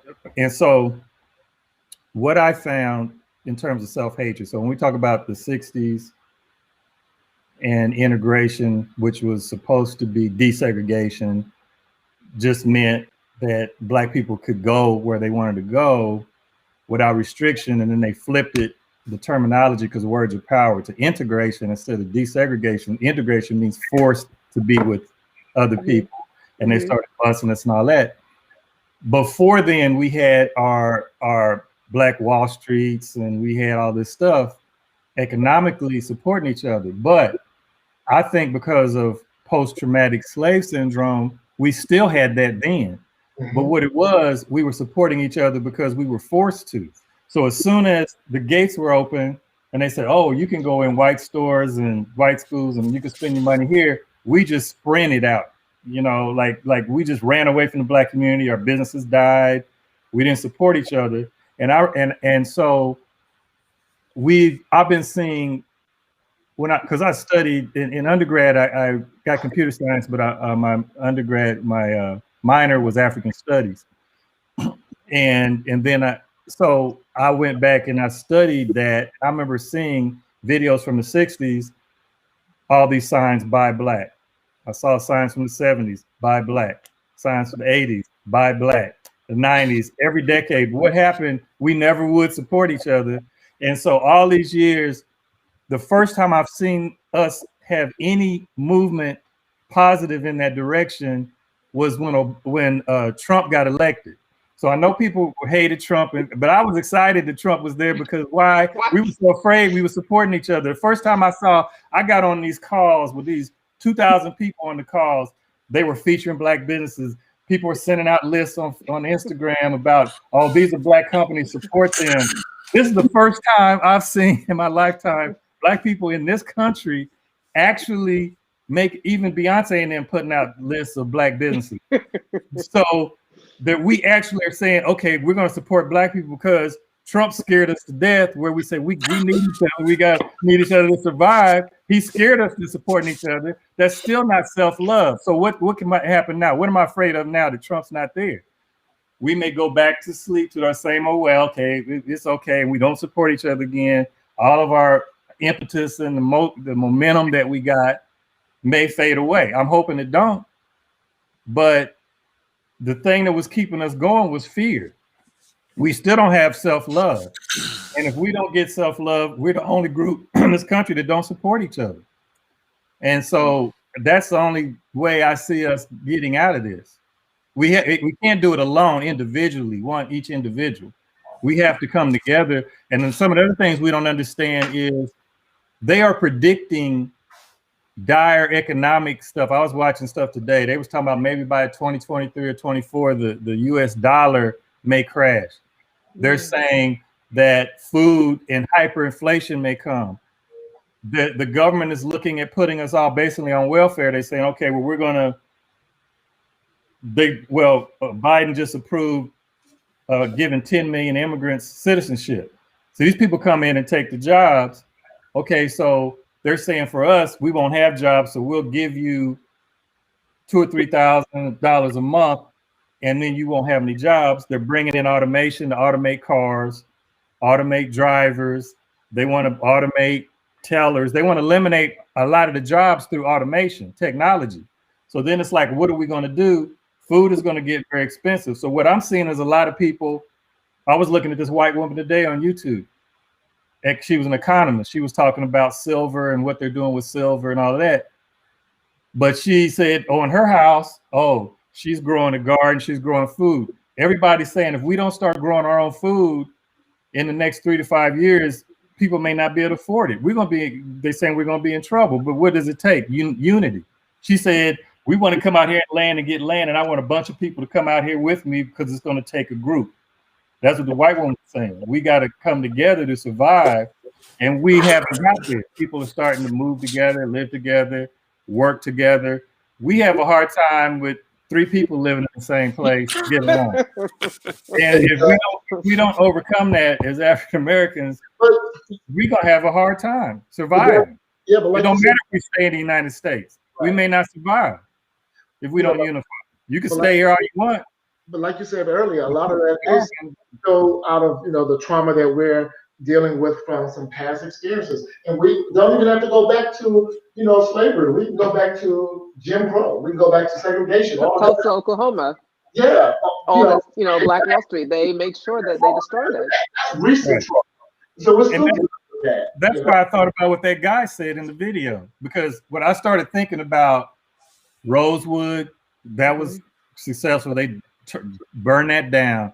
Black Wall Street. So it's like, okay, so because there's a movement of some of our people to say, let's get our own land and build our own town. So I know in Georgia, South there, there's some people got some land and they're building their own town. Yeah, so that's great. But like we did in the past, like the guy said in that video, you're still living in the country with people. Let me ask you this. They can come in and burn down your town anytime they want. Exactly. So let me ask you this. So because of that, because of those, past instances of towns being bombed, is that adding to the fear that if we build our own, they're going to come in and destroy like they've done before in the past? Is that subconsciously or something? No, I don't think that's affecting people now because they're doing it. If people were not doing it, I would say it could be fear. We're not doing it on a large scale. Those are small pockets, but and a lot of people don't even know that that's going on. Because those are visionaries. Those are visionaries. Those are visionaries. When you're talking about average Black people that can't even put food on their table, they're not looking for visionaries. They're looking at how I'm going to make it tomorrow. Right. That's what they're looking for. Visionaries Well, that's true. Let me ask a question of Mardu, because Mardu always bring that up, right? Mardu, let me ask you the question. Who are these average Black people that can't put food on the table that you always talk about? So this is how we got on the program. I told him he and his guests were elitists because they always dumping on poor Black folks. I'm like, who's these Black folks that Tony keep talking about? We cannot overlook the fact that our people are struggling. Our people we're not paid enough money to sustain and have you're absolutely right, but I'm just saying. So right, remember how we got started? Was one of your guests mentioned about how we could eat better, eat healthy, go to the farmers market, go to Whole Foods. How are they gonna go to the farmers market or Whole Foods when most of the time they don't have a car to drive on that side of town? Yeah, let me add to that because I know exactly what you're talking about, right? So that was the case, and he did mention Whole Foods and he did mention farmers markets and other things like that. But what we also talked about was those supermarkets that are actually in the hood and making the better options with the things that you have within them supermarkets. For example, instead of going into them inner aisles, you can go into them outer aisles and get other things to maybe make different choices as opposed to going to those Whole Foods and other places, because you're right, people cannot afford that. They can't get that, especially with that. But it's still cheaper when you but you overlooked that saying that. You called us elitists. No. Well, but I agree with that. I'm just saying that's what you said. Right. That's what I said. But at the same time, most people are going to buy what's the most inexpensive food in the grocery store. Most of the time, most of our people, because they're not going to buy organic. They're not going to buy fresh vegetables. They're not going to buy fresh meat. They're going to buy prepackaged, sodium packed, stuff that's quick that they don't have to cook, and that's already adding to the health problems we have already. So being a visionary doesn't help. The local folks down the street. Okay, so let me counter that. The visionaries are in the middle and upper class neighborhood. No. They got to do with visionary. I didn't say visionary is upper middle class. But you do have people growing urban farms. Yes, right. You got an urban farm over there on Cascade. That's in the hood. Yeah, it is. Right. It is. That's true. Rashid Nuri. I agree. But we need to go to that farm and help him. More of that. We need to, the things that we need to do is try to, have a situation where we can start having workshops and teaching folks who have the means to help our, community do more for self. But let me ask you this, Madhu. Can you spearhead something? Can I what? Can you spearhead something? Sure, we can. Listen, we got the nonprofit set up official. We can do it through the nonprofit. Good, which is good. Yeah, we can do something to the nonprofit and do like an urban garden. I'm saying something like that. You got land over there, Tony. Be on deck. That's good. We're gonna talk about that. It's out there now. It's out there. It's out there. I mean, you retired and all that, man. Yeah, you retired, so you got nothing but time on your hands. I know. Retired. So like, you was going to counter that statement that Madhu said. What were you going to say to that? Which statement? The one about the visionary one. Yeah. He's talking about visionaries with upper middle class. Where'd you get that from? I just said a visionary person that sees a solution to a problem. They don't have to be middle class. Anybody that can see a solution to the problem before other people see it, they usually get criticized. They have to be able to go through the ridicule a lot of times. But visionaries see solutions in advance from other people that can help them. So when you say they don't need visionaries, I just say they don't need it. I think they do. I'm just saying that If they're lost, they're not benefiting from that most of the time. Well, see, like with Rashid Nuri, when he started his farm over in East Point, and I used to go over there, he used to try to get with the schools and the local community. He would tell us, come and volunteer. We would volunteer on Saturday mornings, go in there and help. And, I would buy his collard greens and all that from him. He was trying to get the community involved, and some of them were getting involved, and the kids would come in and help and learn about urban farming, And then they open up other ones. I think he's retired now, but they still have them. But he did so well that the City Council of Atlanta they have some kind of program or division now dealing with urban farming. I mean, that's so Tony, you're gonna spend some of your retirement time. So are we talking about black fatigue now? Not wanting to work. You gotta put in work. You don't want to work. We had a lot more comments coming. Tony, your cousin, our cousin, I guess she on your side too. Why are we so hard on President Obama? Okay. Thank you. Yeah. Please tell me Is that a what form have any of these white presidents done for Obama? for people of color? Self-hatred? Exactly. Being so hard on Obama? No, it's not that I'm hard on President Obama, or I don't think. Well, some people are, but it's like I don't expect anything from these white boys that come into office.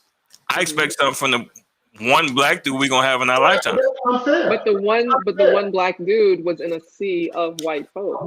Right, that's unfair of you to expect that from him. That's unfair. That's my expectation though. I didn't say that's yours. That was my expectation unfair. We're gonna help you change that expectation. Okay. Respect everybody, man. Respect everybody.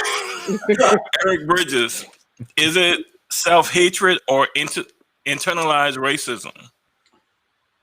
That's a good question.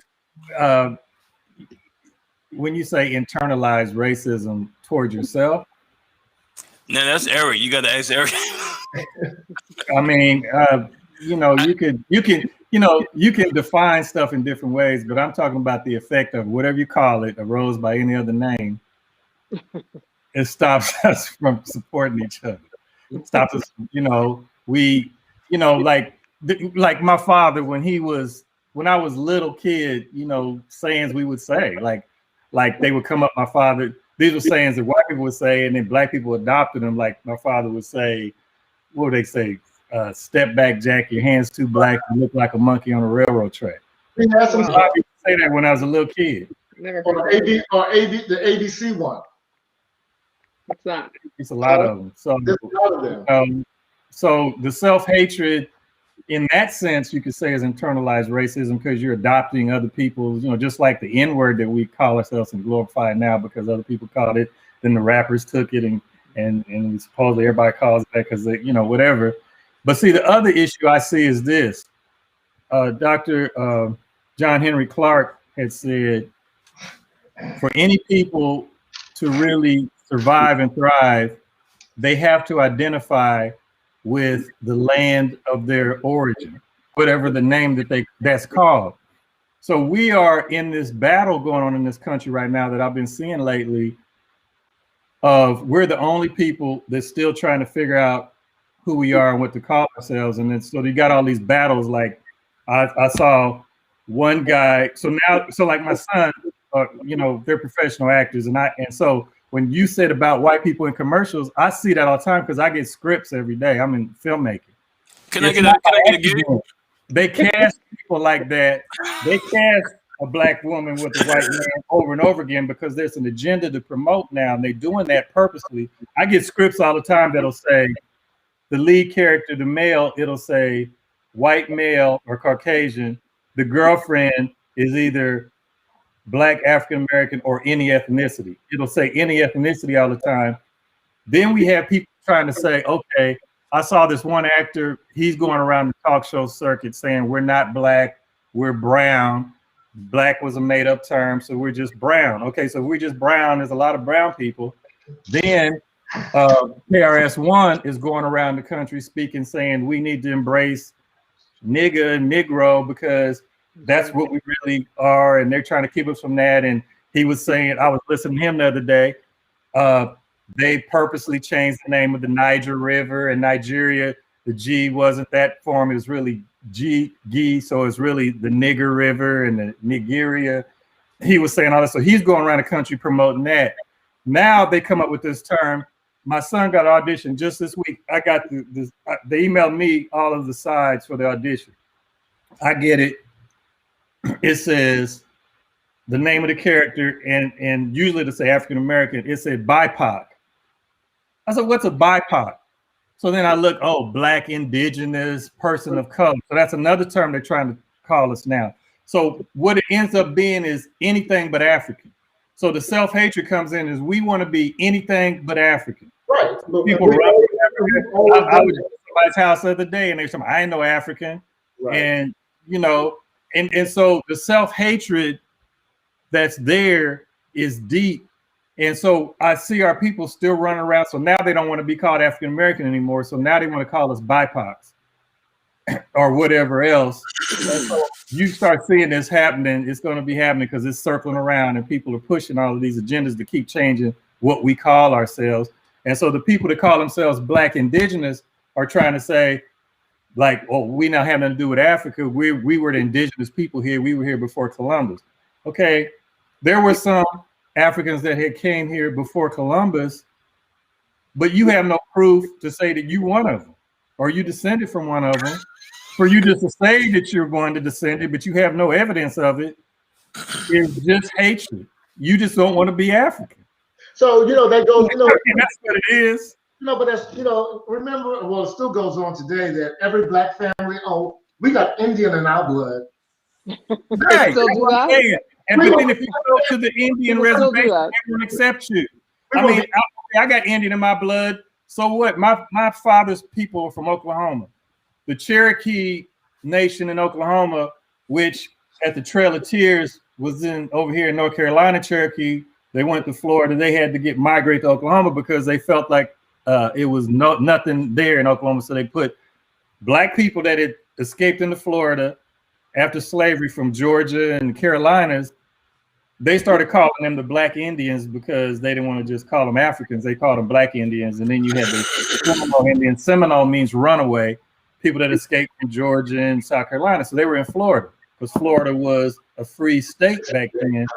Then when they took it over, when Florida was at war with the rest of the United States and they lost, the Trail of Tears is when they sent them out west, Oklahoma. Some of them went to Mexico. That's why you have a lot of Blacks in Mexico. So my father's family my father was born in Nowat, Oklahoma. They were from Oklahoma. And I remember when we were little kids, they discovered oil on some of that land, right? So the Indians, the Cherokees down there were going to get all this money. So some of my father's family was trying to say, oh, well, we got part Cherokee. Can we get some of the money? They said, hell no. They were fighting, went to court. They would not accept them, wouldn't give them a dime. Okay. What's his name? Pharrell, when he was on the cover of that magazine with an Indian headdress, the Native Americans just ate him up. They said that's cultural appropriation. You're not one of us. Pharrell's trying to say, oh, well, I got some Indian blood in me. So what? That don't mean they accept you. We just want to be anything but African. Exactly. That's self-hatred. So let me ask you: do Africans accept? I was going to ask. Okay. So that's a good question. I know That's a good some question. of us that have gone there, and they think of us as being more white. Okay, We're so mixed up now.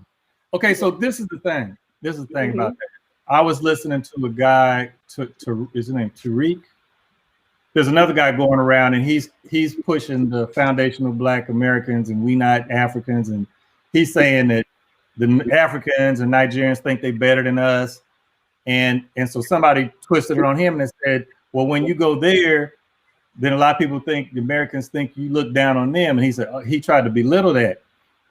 If you're going to deal with that situation, to me, that's just another reason for us to be divided. Because the images that we put around the world, other people see, that affects us.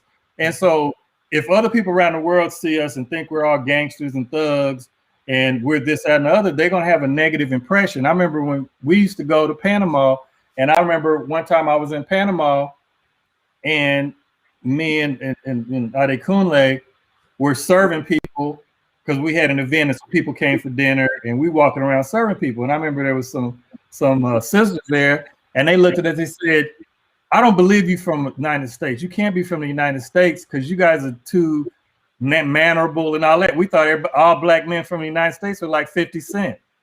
We thought all thugs and I'm serious. They were serious. I said, no.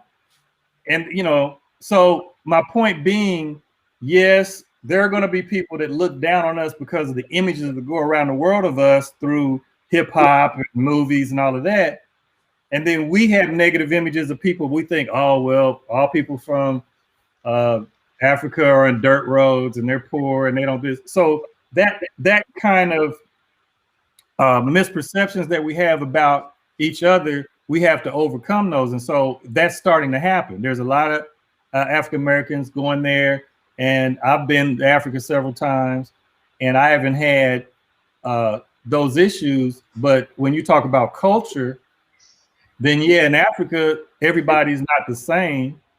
So like, for instance, if we go to Nigeria, you may have the Yoruba, you may have the Hausa, you may have different ethnic groups, and they have their own cultures within them, their own languages, things they do. So of course, you're an outsider to that. Mm-hmm. And if you come from this country, they're going to feel like you've been Europeanized. So right. And so, that to me, that's just an excuse, another excuse for us not to unite. Like there's that kind of thing. There's a movie that I asked my class to watch called The Forest. It was made, it's an African movie, but it's like French subtitles, Les Forêts, The Forest. It's an excellent movie, but that's showing the different ethnic groups. I had my class watch it, where there's a guy from the country that went to France and went to school and all that. So then he felt like he came back home. I'm coming back to Africa and I'm gonna civilize my people. I'm gonna improve stuff and give them the European way. And he really wanted to help his people. And then in the end, there was the people that they would call pygmies that were getting abused by the other Africans there. They would come into town and get abused. He got mad about that. So he went with them into the jungle. And then the movie's about that, where he's trying to impose European values on them. And they were dealing with their traditional African spirituality and the spirits. And he was going and cutting out trees. And they said, oh, you're going to dishonor the ancestors. You can't do that there, blah, blah, blah. It was an excellent movie, but it's showing that thing when you're trying to change somebody else's culture or you look down on people. And that was two African groups. So let me ask you this. So do you think if we were to embrace more of our African spiritualism, it has nothing to do with your religious belief. Whatever the God of your understanding is, that's fine. But I think because of our lack of recognizing our African spiritualism, even through slavery, I think we have a disconnect with the continent because of that. And so if we were to reconnect with that on some level, I think it will change a lot of our perspective on how we view ourselves. I agree, but it falls back into the whole concept of overcoming self-hatred. My answer to it was always education. We have to educate ourselves. But about spirituality, our spirituality has been demonized in this country. So you have to overcome that. But we need to change that. Right. We have to overcome that. Re-educate our people because a lot of times people think when you talk spiritualism, and because when you look at white America, they are still connected with their spiritual connection or that ancestral connection from Europe.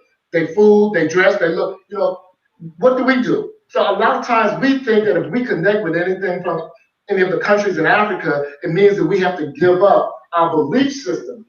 They're not, one and the same. There's two different approach to how we can reconnect with our ancestral heritage and embracing that, because I think that in itself will give us a sense of pride of where we came from, because right now a lot of people are doing DNA tests. They want to find out where they came from. Yeah, that's but true. more than just doing a DNA test, learn the culture, go back to spiritualism, because our people came here with an intact culture, and we have lost that. But a lot of, like I said, a lot of people think that, oh, if I'm studying African spiritualism, like we are into the Ifa culture, then it means that I have to, I'm giving up my Christian values. It has nothing to do with it. It has everything to do with connect with our ancestral lineage. Can you do both though? I mean, is that feasible? Well, no, we're not talking about religious. I'm not talking about religious belief. I'm talking about recognizing our spiritualism or the culture from where we came from. Is what I'm saying. But I think as much as Randall talked about the differences and the divisions in Africa, I think we have differences and divisions here. Exactly. Yes. And we're 12-14% now the people are kicking out in terms of population here. That's still over 40 million people. Right. Our population is actually larger than the population of the country of Canada. Just the Black people here. So there's a lot of people that are supposed to be of one accord. So I think just as there are divisions in Africa, they would be divisions here. So I just think, it's not to say that's a reason not to try, but I just think that it's very, very difficult and kind of hard to overcome.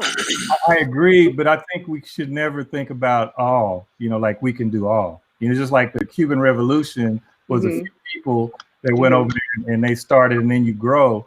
So there's a movement of some people going back to Africa, but no, all African Americans aren't going to go back to Africa. And I'm not talking about going back to Africa. I'm just talking about just the in general. Just thinking right. the same. Yeah, Because what you said earlier is that we want to be everything but Africa. Right. I'm just saying, if you identify, but I think it's difficult. What he was saying is, how do you do it? People do it in Africa, but in the United States, they haven't figured out how to do that. And I remember when I studied the 60s and I saw, Black people wanted to be, that's when they started wearing Afro and Black Power, and they started wearing that. Okay. And a lot of people took on African names, but when it got to the spirituality part, they put on the brakes and stopped. And see, the problem I saw with that was African people are the most spiritual people on earth to me. And if you I studied ancient history all the way back to ancient Egypt or Kemet. Before that, I studied with Dr. Asa Hilliard. He was one of our famous. Oh, you did? Yeah. I started out with, I was in a study group where we would read books with him. And then while he was at Georgia State, like he started mentoring me. I would go to Georgia State, go to his office. We would have discussions. He gave me all this disc with all this bibliography, all these books and stuff that I could read and stuff. So a lot of my library was because of him. And I used to go to his speeches and stuff.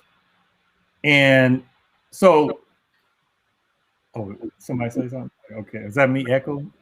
Yeah, no, keep going. Wait a minute, so I lost my track. What was I saying? Asa Hilliard and the library, and you were going to talk to him? Yeah, I would talk to him, but I was trying to see remember what my point was going to be. Oh, spirituality. So if you study, I studied, so what brought me to Ifa was studying. I was doing a search and on history, but I found out really what I was doing a search is my ancestors were calling me on a spiritual journey, a search. And, I started off, I was Christian and all that, and that didn't work for me. So I was doing a search. I went back and studied ancient Egyptian religion.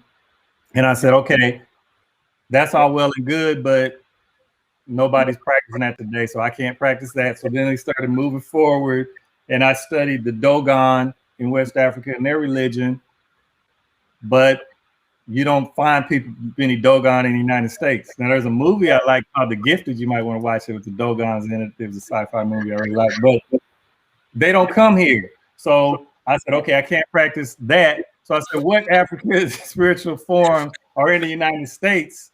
That's when I found Ifa, and the Yoruba was here. It came here, and that's what brought me there. And that was like in 1989.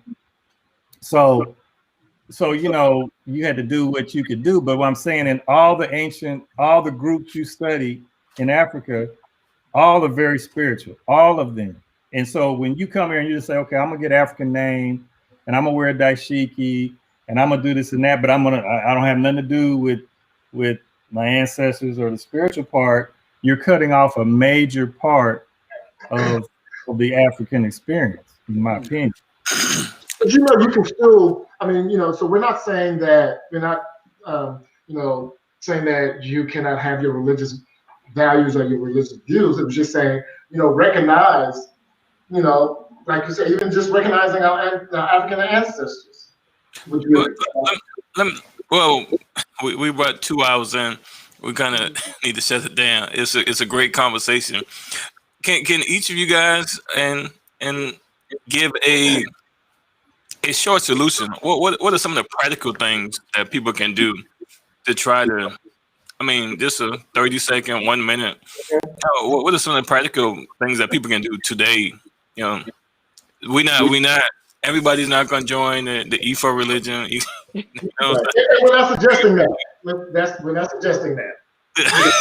No, we don't want people to say we're trying to get them, you know, to leave their religious faith. Whatever the God of your understanding is, that's where you stay. So what are 1 or 2 practical things, and we want to get some insight from each of you guys that can be done. You know what I'm saying? Mm-hmm. Okay. Well, I'll go first. I think one of the things that I think would help our community is education and getting back to vocation skills in the school. We have no vocational training like we used to. I think that in itself would help our community tremendously. Education. And we have to start from the ground up. And I think we have to revisit, because everybody, you know, we all can't be lawyers, doctors, and these high technicians. But we need, you know, more service people. We need more blue collar workers. And so we have a whole generation that we have lost because of that. They have no skills when it comes to vocation. And that in itself will help our community go a long way. Mm-hmm. I agree. Yeah. I think that we need to practice self-love and self-care, and that is part of that self-hatred that, you know, was mentioned earlier. Because again, when I see, like, say, a Black man actually call for an appointment or walk through my office door, he is pretty much at the lowest that he's been, because he's tried everything else. You know, a lot of times, not to make a, you know, a broad statement, because not every Black man does this, but a lot of times he has tried, you know, drugs, he's tried alcohol, self-medicate, left his wife, gone back to his wife, having lots of problems just managing the outside world, and then not knowing how to let go of that, so you bring it home. And then when you bring those problems that you face in the outside world home, then you feel, you know, there's a lot of arguing, separation, and just not feeling supported, because you're not getting the support that you think that you earned in the workplace or wherever you are. So I think it's important to talk, to not internalize a lot of things, as much as, you know, you can avoid that, and to practice self-care and self-love. Oh, very good. I agree. Bring it home, good brother. Okay, so in solving all of our problems in 2 hours or less, what I would say is, like, I agree, education. One of the things I've been talking with my daughter's been talking to me about it, because she, you know, wants to do that too, education. But what I would say is, I remember I had a friend, coworker from China when I used to work. It was AT&T now, years ago. And I remember she told me that what they did was they wanted to make sure that their children learned who they were and their culture. So China would support them in starting Saturday morning academies here. So the kids might go to school or public school during the week.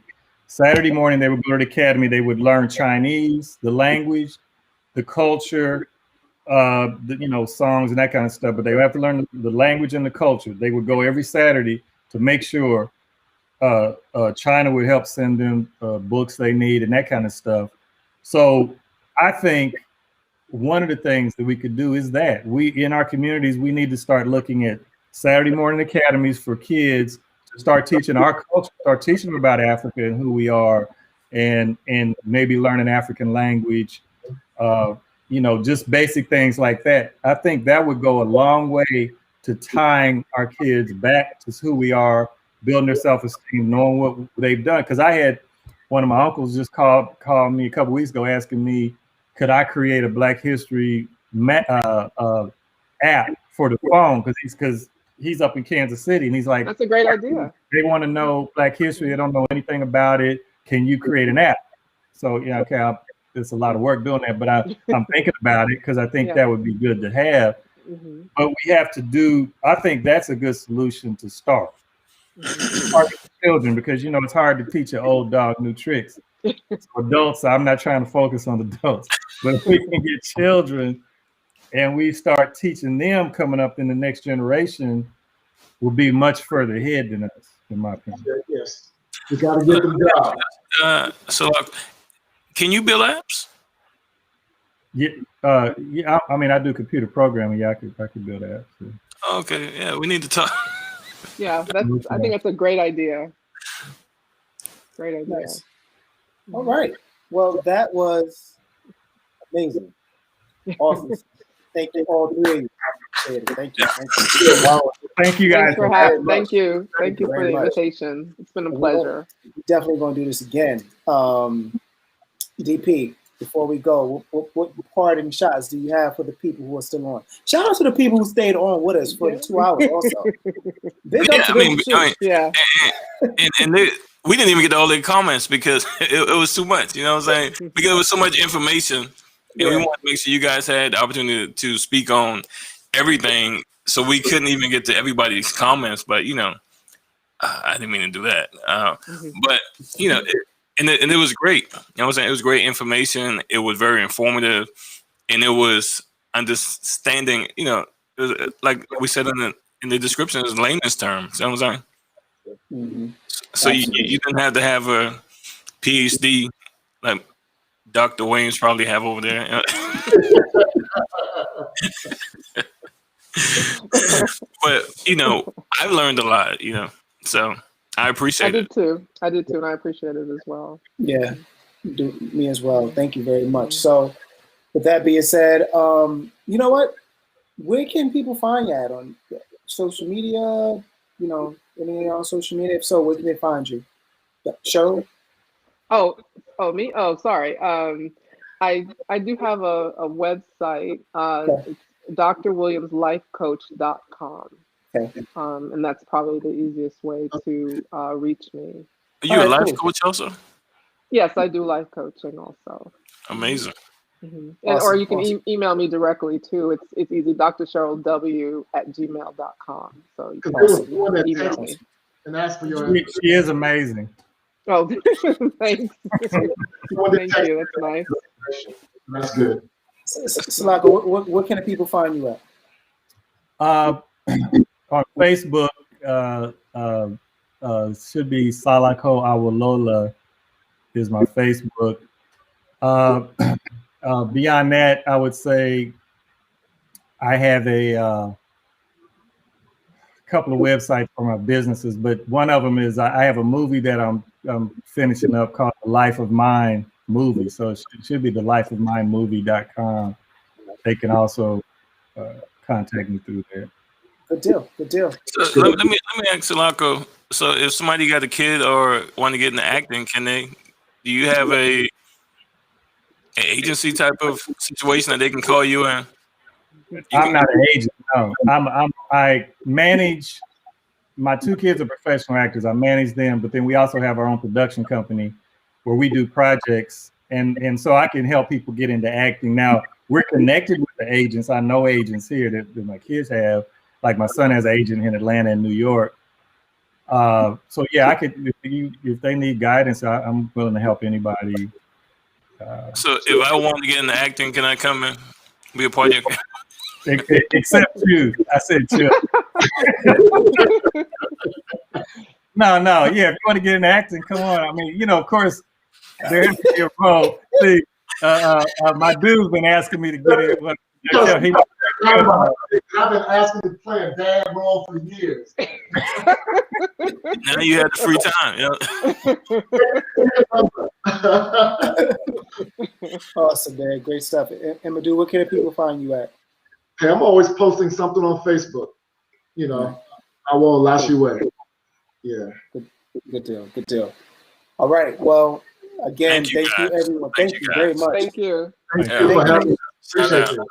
No problem. And for those who are watching, again, thank you. And subscribe to our channel and our pages. That is Real Talk with DP and Dev on IG, Facebook, and YouTube. So again, thank you for joining. And as I always say, everything that you do it with positivity, creativity, and authenticity. Peace, beautiful people. This is Real Talk with DP and Dev. We out.